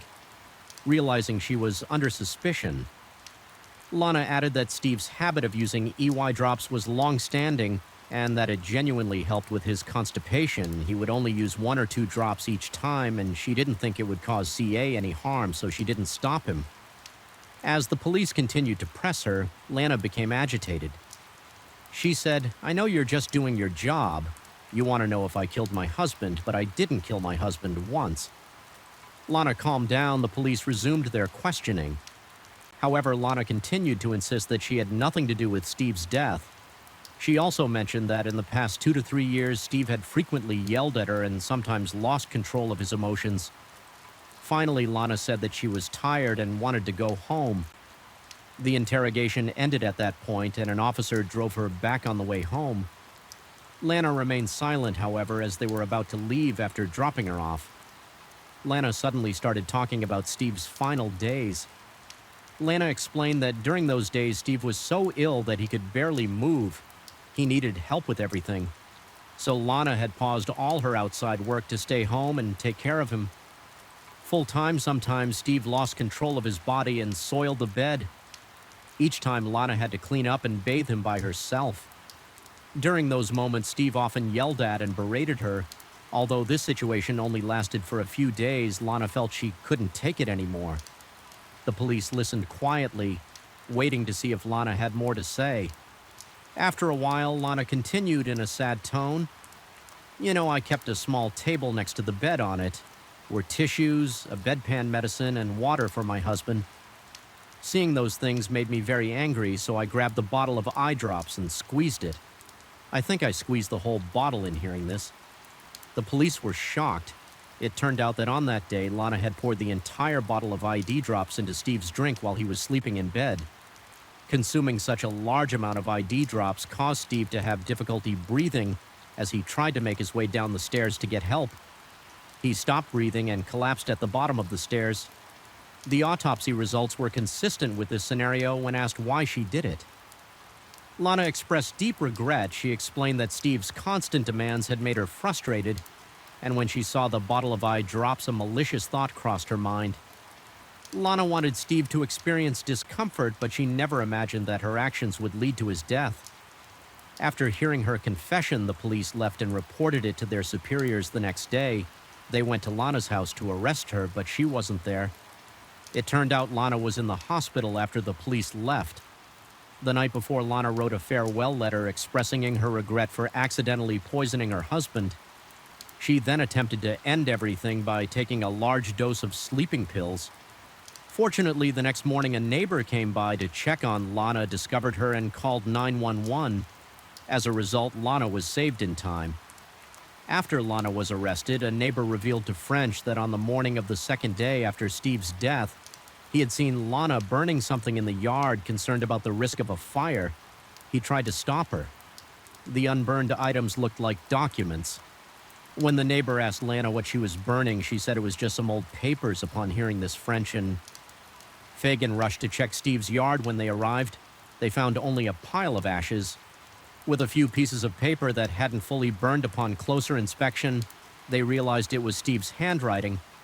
They suspected that these might have been Steve's will, and due to the thickness of the documents, they hadn't completely burned. News of Lana's arrest spread quickly.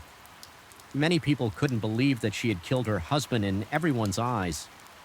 Steve and Lana were a happy couple, and Steve had always duped on her, so they couldn't understand what could have driven Lana to commit such a cruel act. Some speculated that perhaps either Steve or Lana had been unfaithful, leading to a breakdown in their marriage. However, Steve's family strongly refuted these rumors. They insisted that Steve had always been faithful in all his relationships. As for Lana, her previous marriage had ended because her ex-husband had been unfaithful. Since marrying Steve, she had shown no signs of infidelity. Although Lana's motives remained unclear, the family was certain that infidelity was not the cause. As the police investigation deepened, the truth about Steve's death began to slowly come to light. 3 years after marrying Steve, Lana persuaded him to move from North Carolina to South Carolina. The reason she gave was that she loved the beauty of Lake Wye, wanting to please his wife. Steve didn't hesitate to spend nearly $1 million on a lakeside mansion, although Lana didn't disclose any other reasons for the move. The police quickly uncovered something noteworthy in South Carolina. There's a law stating that if one spouse dies without a will, the surviving spouse inherits the entire estate unconditionally. This led the police to suspect that Lana's real motive was to take over Steve's assets. This could explain why she was so adamant that Steve didn't leave a will if Steve had created a will that divided his assets. Lana might not have received the entire estate. This eye became even more pronounced considering that Steve was particularly close to his two nephews, Fagan and French. During the investigation, the police also discovered that 2 years before Steve's death, he had an accident at home. The couple had recently moved to South Carolina. At that time, Steve, an avid collector, had brought with him many pieces of art, including a very intricate crossbow that he kept in a cabinet in his collection room. One night, Steve suddenly woke up with a sharp pain in the back of his head. Lana was standing next to the bed with an innocent expression and asked him if he was okay. Steve felt his head and noticed a little blood, but the injury wasn't serious. Lana immediately apologized and explained that she found the crossbow fascinating and wanted to try loading an arrow, not knowing how to use it. She brought it into the bedroom to ask Steve for help. Unfortunately, the crossbow accidentally fired and hit him in the head. Since Lana seemed genuinely remorseful, Steve not only didn't blame her, but even comforted her, telling her not to feel bad. The couple didn't tell anyone about the incident as they considered it just a minor accident afterward. Their life returned to normal. However, the police now suspected that it wasn't an accident at all, but rather that Lana had intentionally tried to shoot Steve while he was sleeping, failing only because she didn't know how to properly use the crossbow. This time, Lana chose a more subtle and sinister method based on Steve's deteriorating health. In the 3 days before his death, it appears that Lana had started adding small amounts of eye drops to his drinks, gradually weakening him to the point where he became beaten. Once the toxin had accumulated sufficiently, Steve lost all ability to move on the day Steve died. Perhaps driven by a strong survival instinct, he managed to get out of bed, but without his phone nearby, he attempted to make his way down the stairs. Unfortunately, he collapsed and died at the bottom of the staircase. As for Steve's missing phone, Lana admitted that she had thrown it into the lake 3 days before his death. This explained why the family couldn't reach him in his final days. Based on this evidence, the police speculated that Lana had planned to kill her husband to take over his entire estate. However, Lana insisted that she acted in a moment of anger, and even the crossbow incident 2 years earlier was just a reckless act. She only wanted to teach her husband a lesson and never intended to kill him. Lana also shared that she had been sexually abused by an uncle when she was a child. Later, after joining the Air Force, she was assaulted again at a military base. These experiences left her deeply fearful of domestic violence, which she claimed led to her impulsive actions toward her husband. However, Lana's defense wasn't widely accepted. People believed that using eye drops as a method of poisoning wasn't something most people would think of. Moreover, this wasn't a spontaneous act, but rather a prolonged poisoning. Process indicating that this was not an impulsive decision, but a carefully calculated plan. 2 months after the incident, Lana Clayton's trial began at the South Carolina Circuit Court, and she was charged with murder after multiple court sessions in January 2020. The court delivered its final verdict. Lana Clayton was convicted of second-degree murder and sentenced to 25 years in prison. Without parole, today's case has come to a close, but if it weren't for the persistence of Steve's nephew and sister, Lana's crime might never have been uncovered. Whether Lana acted out of sudden anger or perturbation, her actions led to irreversible consequences. This case serves as a painful reminder that sometimes those closest to us can be the greatest threat, and that justice must always be upheld by those who refuse to be deceived. Story 5 on Jew Island, located in the southwest sea of South Korea. This is the country's largest island, renowned for its stunning natural scenery and a major tourist attraction. It's considered an ideal destination for tourism. ISM and relaxation in Jew City, located in the northeast of Jew Island. There was a woman named Koo Young, born on February 2nd, 1983. At the time, she was 36 years old, 5 feet 3 inches tall, and weighed 10,010 pounds. Koo Young had 2 younger brothers. Her parents divorced shortly after the 3 children were born. Her father ran a car rental business on Jew Island, and the family was wealthy, owning properties. Both on Jew Island and in Gimpo City. After the divorce, her father remarried, and Ko, along with her 2 brothers, lived with their father and stepmother. Koo Young was intelligent and had an outstanding academic record. Her classmates described her as having a normal personality, but being sweet and lively. After graduating from high school, she was accepted into Jeju National University, the best university on Jew Island, and one of the top 20 universities in South Korea. During this time, Ko aided in a volunteer event on campus where she met Kong, who attended the same university and was the same age as her. They shared similar interests and gradually developed feelings for each other, leading to a beautiful love story that lasted 6 years. They were inseparable, often volunteering abroad and traveling together after some time of dating. The couple decided to register their marriage in June 2013. Finally, when they turned 31, they held a grand wedding on Jeju Island. After the wedding, they embarked on a blissful honeymoon. However, being in love and being married are 2 entirely different things. On the last day of their trip, just as they were about to fly home, they had a heated argument at the airport. The issue arose because the plane was about to take off, but despite her husband's urging, Ko insisted on going to the duty-free shop to shop. At that moment, the final boarding call had already been announced, and after a futile argument, Kong, angry, wanted to board the plane alone.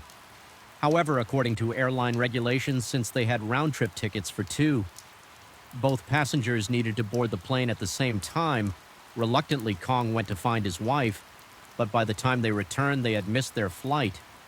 Once they returned to Jew Island, the tension between them temporarily subsided, and they began their new life together. At that time, Kong was pursuing his PhD and didn't have a full-time job. His primary income came from scholarships and part-time work. Ko, on the other hand, came from a wealthy family and didn't need to work. Her father would occasionally give her money. However, she spent lavishly, and Kong frequently complained about her excessive spending on unnecessary things. Moreover, their different family backgrounds led to changes in their roles within the household. Ko never took on any housework. Every day, Kong would work in the lab, and when he returned home, he had to clean up the trash in the house, the kitchen, and so on. Since becoming husband and wife, the couple began experiencing intense conflicts a year after getting married. In November 2014, they had a son, raising a child, added significant expenses, leading to a financial crisis for the couple. Ko was dissatisfied with their situation and her temper grew increasingly irritable. Whenever things didn't go her way, she would scold her husband and at times even physically assault him. On one occasion, Ko was so displeased with something Kong did that she threw a cell phone at him, injuring his eye, although they had dated for 6 years before getting married and had a certain understanding of each other's personalities. After the wedding, Ko seemed to become a completely different person, aggressive and unable to control her temper. Kang's friends noticed that he often had scars on his body when one of his friends asked him about it. Kong explained everything. The friend was puzzled and asked, did she ever behave? Like this, during the 6 years you were dating, Kong firmly replied that she had not, and he expressed that it must be postpartum depression as she was under a lot of stress and would eventually get better, so he chose to endure his wife's unreasonable beatings without resisting. However, things did not improve for his wife once Ko picked up a sharp object and held their 1-year-old son in her arms. While threatening Kong, witnessing this scene terrified him. After 3 years of marriage, they continued to face ongoing instability in their relationship. Kong initially thought that his patience would eventually resolve things, but in the end he could no longer tolerate his wife's behavior and decided to initiate a divorce. The missing person is identified as Kong, 36 years old. Recently divorced and living alone, 2 days ago on May 25th, 2019, he drove alone to meet his son. According to the investigation, 2 years after the divorce, Ko harbored resentment toward her ex-husband. Kong had repeatedly requested to see his son, but Ko always refused for various reasons. She even ignored his phone calls, and when Kong showed up at her house, she stubbornly refused to open the door, despite living frugally to pursue his PhD.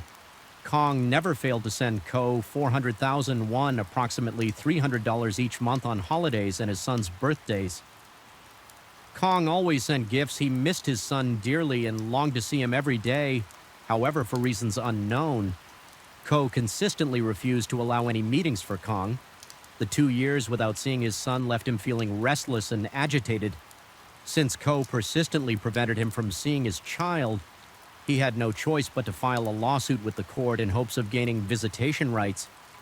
The court subsequently ordered Ko to allow Kong to meet his son by May 25, 2019. Reluctantly, Ko agreed, though she was uneasy about it. On May 25, 2019, Ko and Kong arranged to meet. She would bring their son to an amusement park in Sego City on the southern part of Jew Island to meet him. This was the first time Kong would see his son after 2 years of separation. Kang's younger brother reported around 8 p.m. I called my brother, but there was no answer at 9:25 p.m. I sent a message asking if the outing had ended by 10:25 p.m. He replied saying, "It's done. I have some work to do at the lab and I'm on my way there. My phone is about to die." Since then, I haven't been able to contact him and his phone has been turned off. The family assumed Kong was still at the university lab. However, 2 days later, on May 27, 2019, when Kang's younger brother went to his school to look for him, he discovered that Kong had not been in the lab or at the university for the past 2 days. After a preliminary investigation, the police believed that Kong might have had a dispute with his ex-wife during the visit with his son, which led him to turn off his cell phone. They attempted to contact Kang's ex-wife to understand the situation when questioned by the police. She appeared calm and confident. She stated on May 25, 2019, "I took my son to meet my ex-husband. We went to the amusement park and later checked into a pre-booked guest house. However, that night when we went to bed, he tried to make unwanted advances toward me. After I resisted strongly, he tried to leave through the back door. My son and I checked out the next day and left. I didn't see him again after that." Based on Ko's account, the police believed that Kong might have gone into hiding after the incident with his ex-wife and would return once the tension subsided. However, Kang's younger brother disagreed with their assessment, so he decided to personally investigate the guest house. Where his brother had stayed that day, he discovered that Ko had rented a guest house without surveillance cameras, but fortunately there was a camera about 30 meters away from the guest house with the permission of the nearby property owner. He obtained the surveillance footage, which contradicted Ko's story strangely. The video only showed his brother entering the guest house with no footage of him leaving. Additionally, he found that Ko had not been truthful, as the surveillance video revealed that Ko did not check out the next day, as she claimed. Instead, she stayed an additional day and a half before leaving the guest house. Owner also mentioned that Ko had requested not to be disturbed during their stay. This further alarmed Kang's brother, giving him a very bad feeling. He immediately handed the surveillance video over to the police, which showed Ko and her son leaving on the morning of May 26, 2019, but there was no sign of Kong. Later, Ko returned to the guest house at noon on May 27, 2019. She left the guest house alone, carrying her luggage. Upon reviewing the video, the police realized that Kang's disappearance might not be as straightforward as they initially thought. Recognizing the shortcomings in the initial investigation, the case was immediately handed over to the Criminal Investigation Department. The investigators went to the guest house and conducted a luminol test in the room where Kong had stayed. Luminol is a synthetic organic compound that can detect bloodstains that have been cleaned and are invisible to the naked eye through the luminol test. Investigators found a large amount of blood in the living room, bedroom, kitchen, and bathroom of the guest house. They also discovered some bloodstains that were visible to the naked eye. Forensic tests revealed that the blood belonged to Kong Ko's ex-husband. Additionally, they found traces of sleeping pills in Kang's blood based on the evidence gathered. Ko became a prime suspect in the crime. The police then quickly raided Ko's residence in Cheonggi City during the search. They also found suspicious items in her car. However, Ko was not at home, and the investigators continued to monitor and stake out the area at 10:32 a.m. The following day, on June 3, 2019, Ko appeared in the parking lot of her residence. The police immediately arrested Ko on suspicion of premeditated murder. The next day at noon, surveillance footage shows her taking several garbage bags and a suitcase from the room, loading them into the trunk of her car, and then disposing of them at a garbage collection station around 1:30 p.m. Ko checked into another guest house and removed a large suitcase from her car. The surveillance video showed that she was still holding Kang's phone while chatting with her friend as if nothing had happened at 3 p.m. Ko changed clothes and left the hotel when she returned at 6 p.m. The police noticed that her hand was now wrapped in bandages. According to medical records, Ko had visited a hospital to treat stab wounds. The injury on the outside of her right arm was particularly severe and required stitches. In other words, during that time, Ko had continued dismembering parts of the body in the room and had accidentally injured herself 2 days after the incident on May 28, 2019. Ko went back to the supermarket where she had previously purchased the tools to return the unused items, including a bottle of cleaning detergent. She also bought 10 special garbage bags, a backpack, rubber gloves, perfume, and cosmetics at the supermarket at 8:30 p.m. Ko drove to the ferry terminal and purchased a ticket from GUJ Island to WO Island. The surveillance camera recorded her entire ticket purchase process. After an hour on the ferry, Ko took several unidentified bags from the suitcase and threw them into the sea. When no one was watching, she then used her phone to order a large cutting knife, with the delivery address being her apartment in Gimpo City at 11 p.m. The ferry docked and Ko drove through the night to Gimpo, a satellite city of Seoul. The next morning, she went to a supermarket to buy dust-proof clothing after returning home. Ko continued the process of dismembering the body, then disposed of the garbage bags at the apartment complex's waste collection station. The police attempted to trace the movement of the garbage bags and later found some bones at a waste collection company in Seogu in Cheon. However, the bones were later confirmed to be those of animals on May 30th, 2019. Ko drove to her husband's home in Cheongju. She confided in her current husband, saying, "While I was on Jew Island, my ex-husband almost assaulted me." She even showed him 2 text messages allegedly sent by Kong. "I'm sorry I got so worked up last night for the sake of my career. Could you please not let this get out?" Of course, both of these messages were actually sent by Ko using Kang's phone at the time. Ko was also injured, so her husband Hong believed her story in a fit of anger. He immediately called Kong, but his phone was turned off. Hong then proceeded to call Kang's younger brother to scold him and accuse his brother of despicable behavior. This incident shows just how cunning and dangerous Ko was after Ko was arrested. She admitted to killing her ex-husband, but insisted that it was an act of self-defense because he tried to assault her, leaving her with no other choice at the time. However, this was only Ko's version of events without any supporting evidence based on the evidence gathered. The police believe that Ko committed a premeditated crime and that her motive was the belief that her ex-husband was interfering with her current marriage. The police suspect that Ko dismembered her ex-husband after killing him and disposed of the body parts in 3 main locations: Jew City, the ferry route between Jewport and Wando Port, and Gimpo City.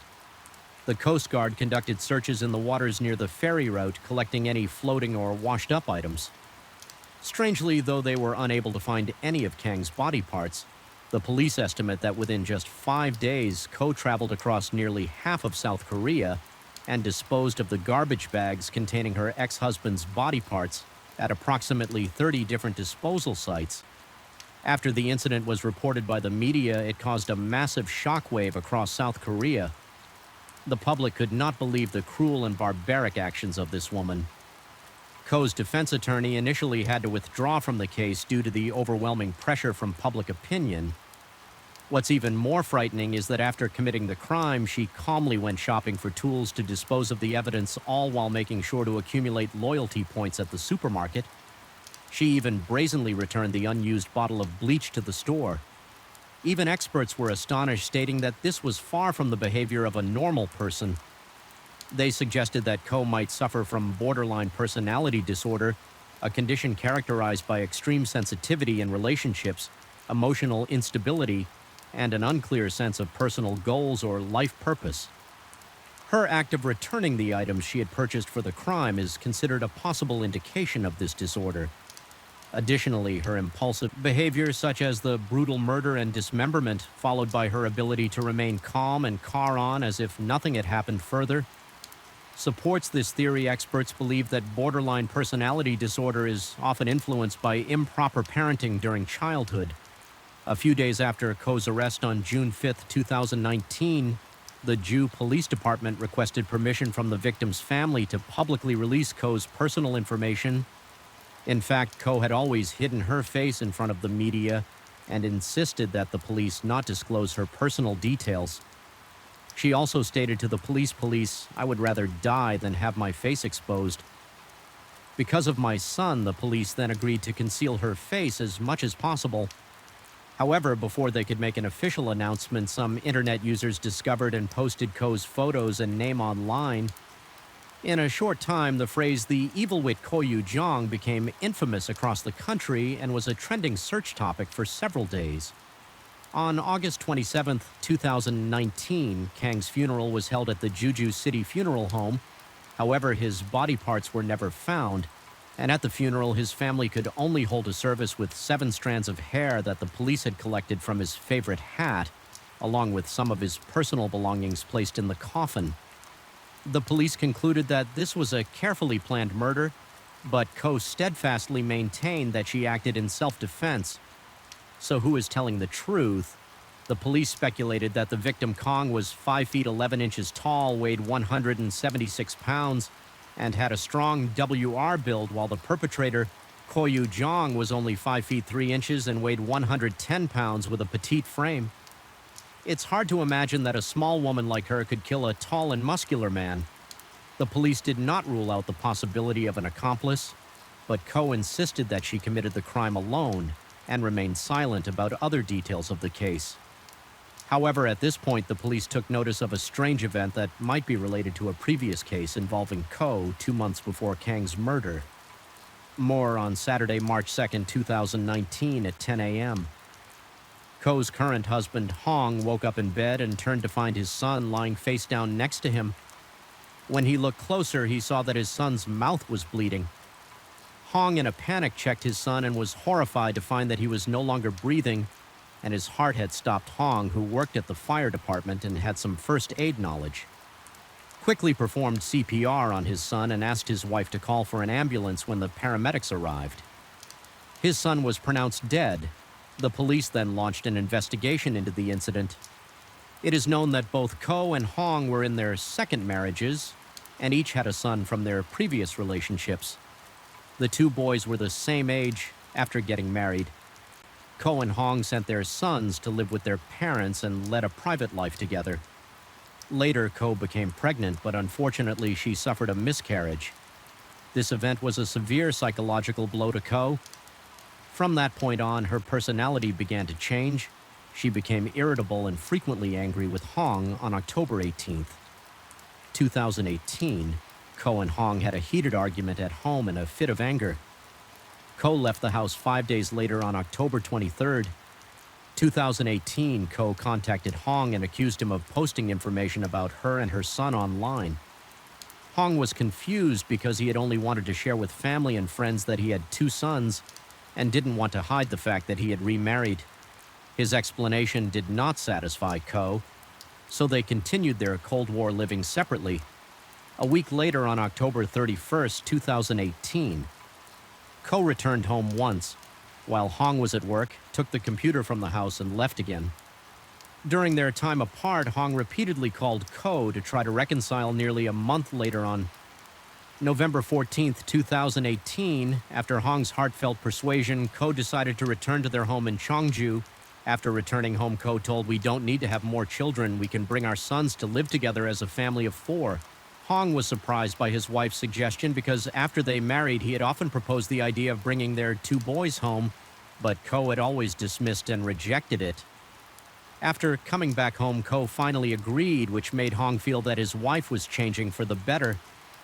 3 months later, on February 28th, 2019, Hong brought his son to their home in Cheongju, but for some reason, Си delayed bringing her own son home.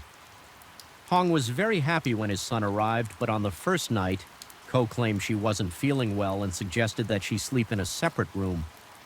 Hong was understanding, knowing that they had just reunited and would need time to adjust.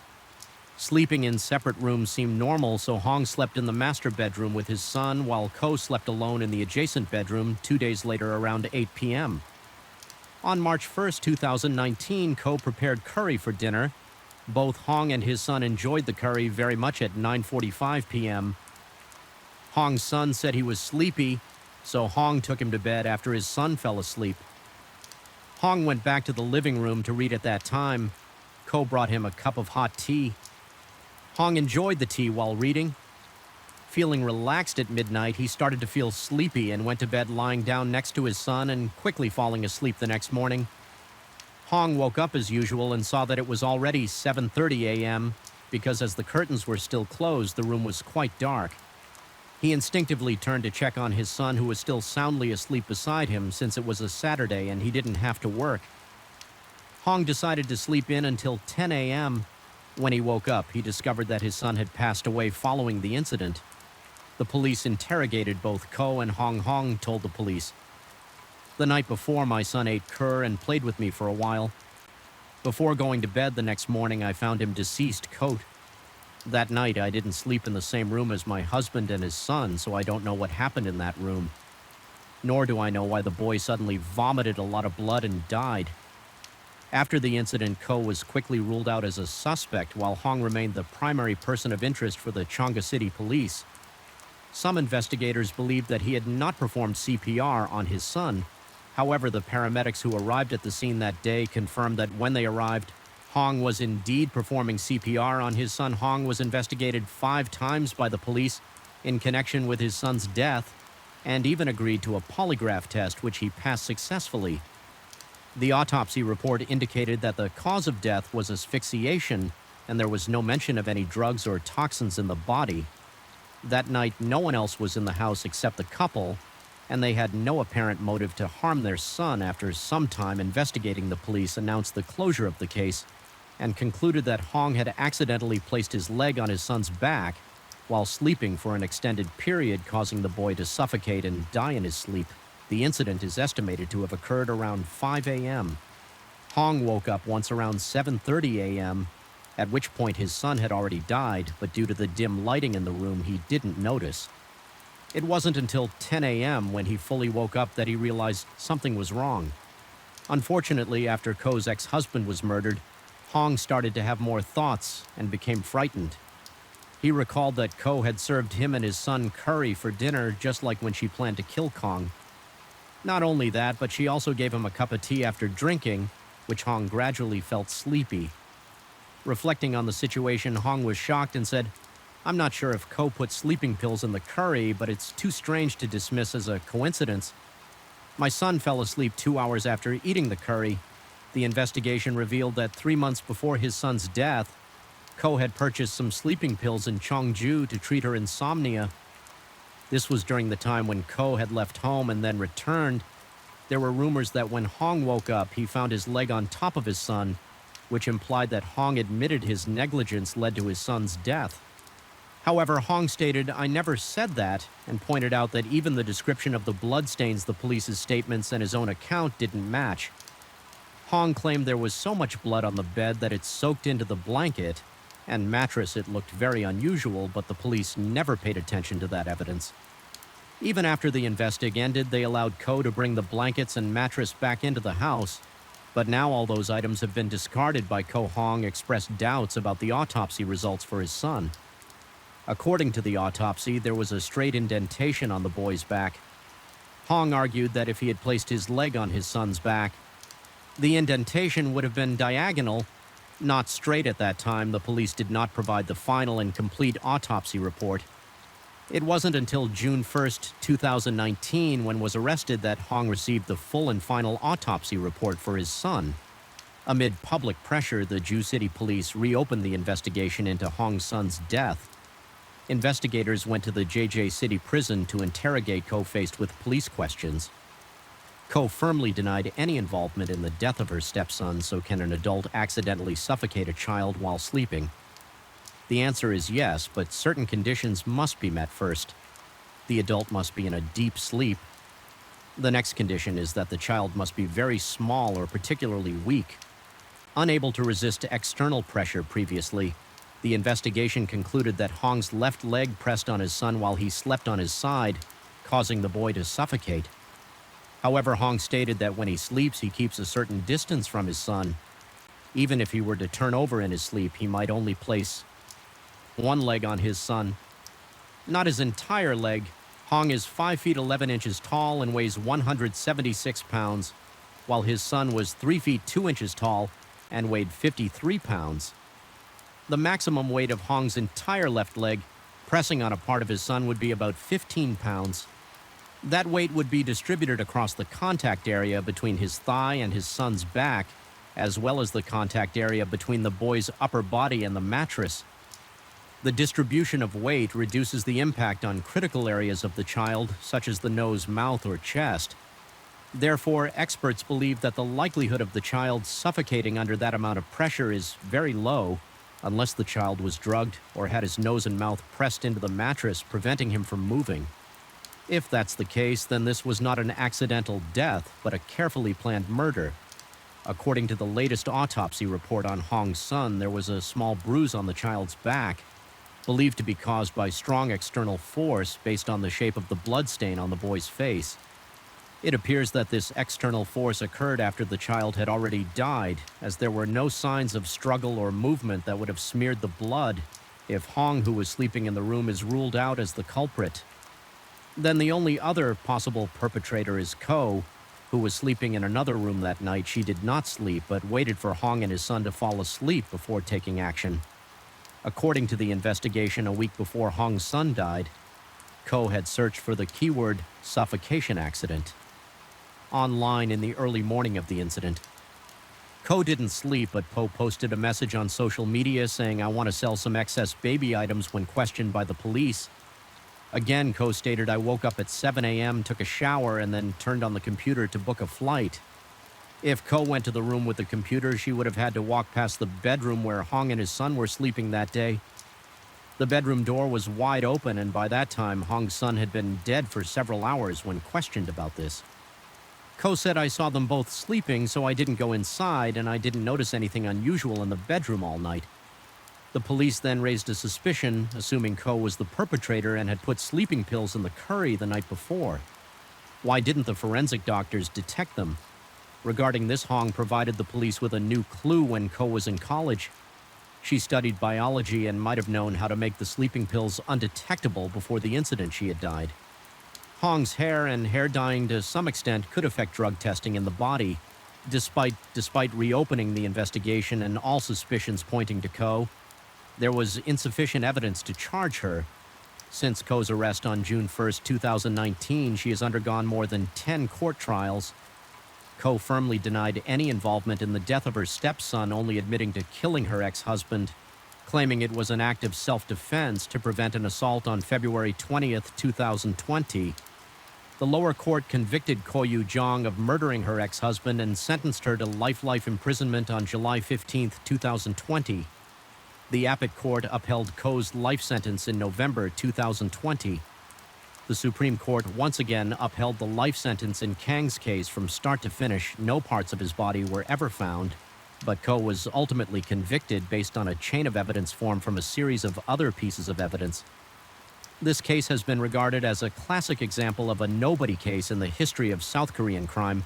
Following the incident, Hong filed for divorce from Ko and demanded she pay $30 million, approximately $22,500.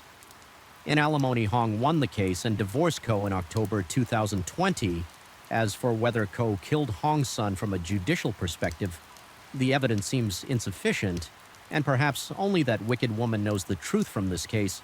We cannot deny one thing: modern society brings many pressures to people's lives.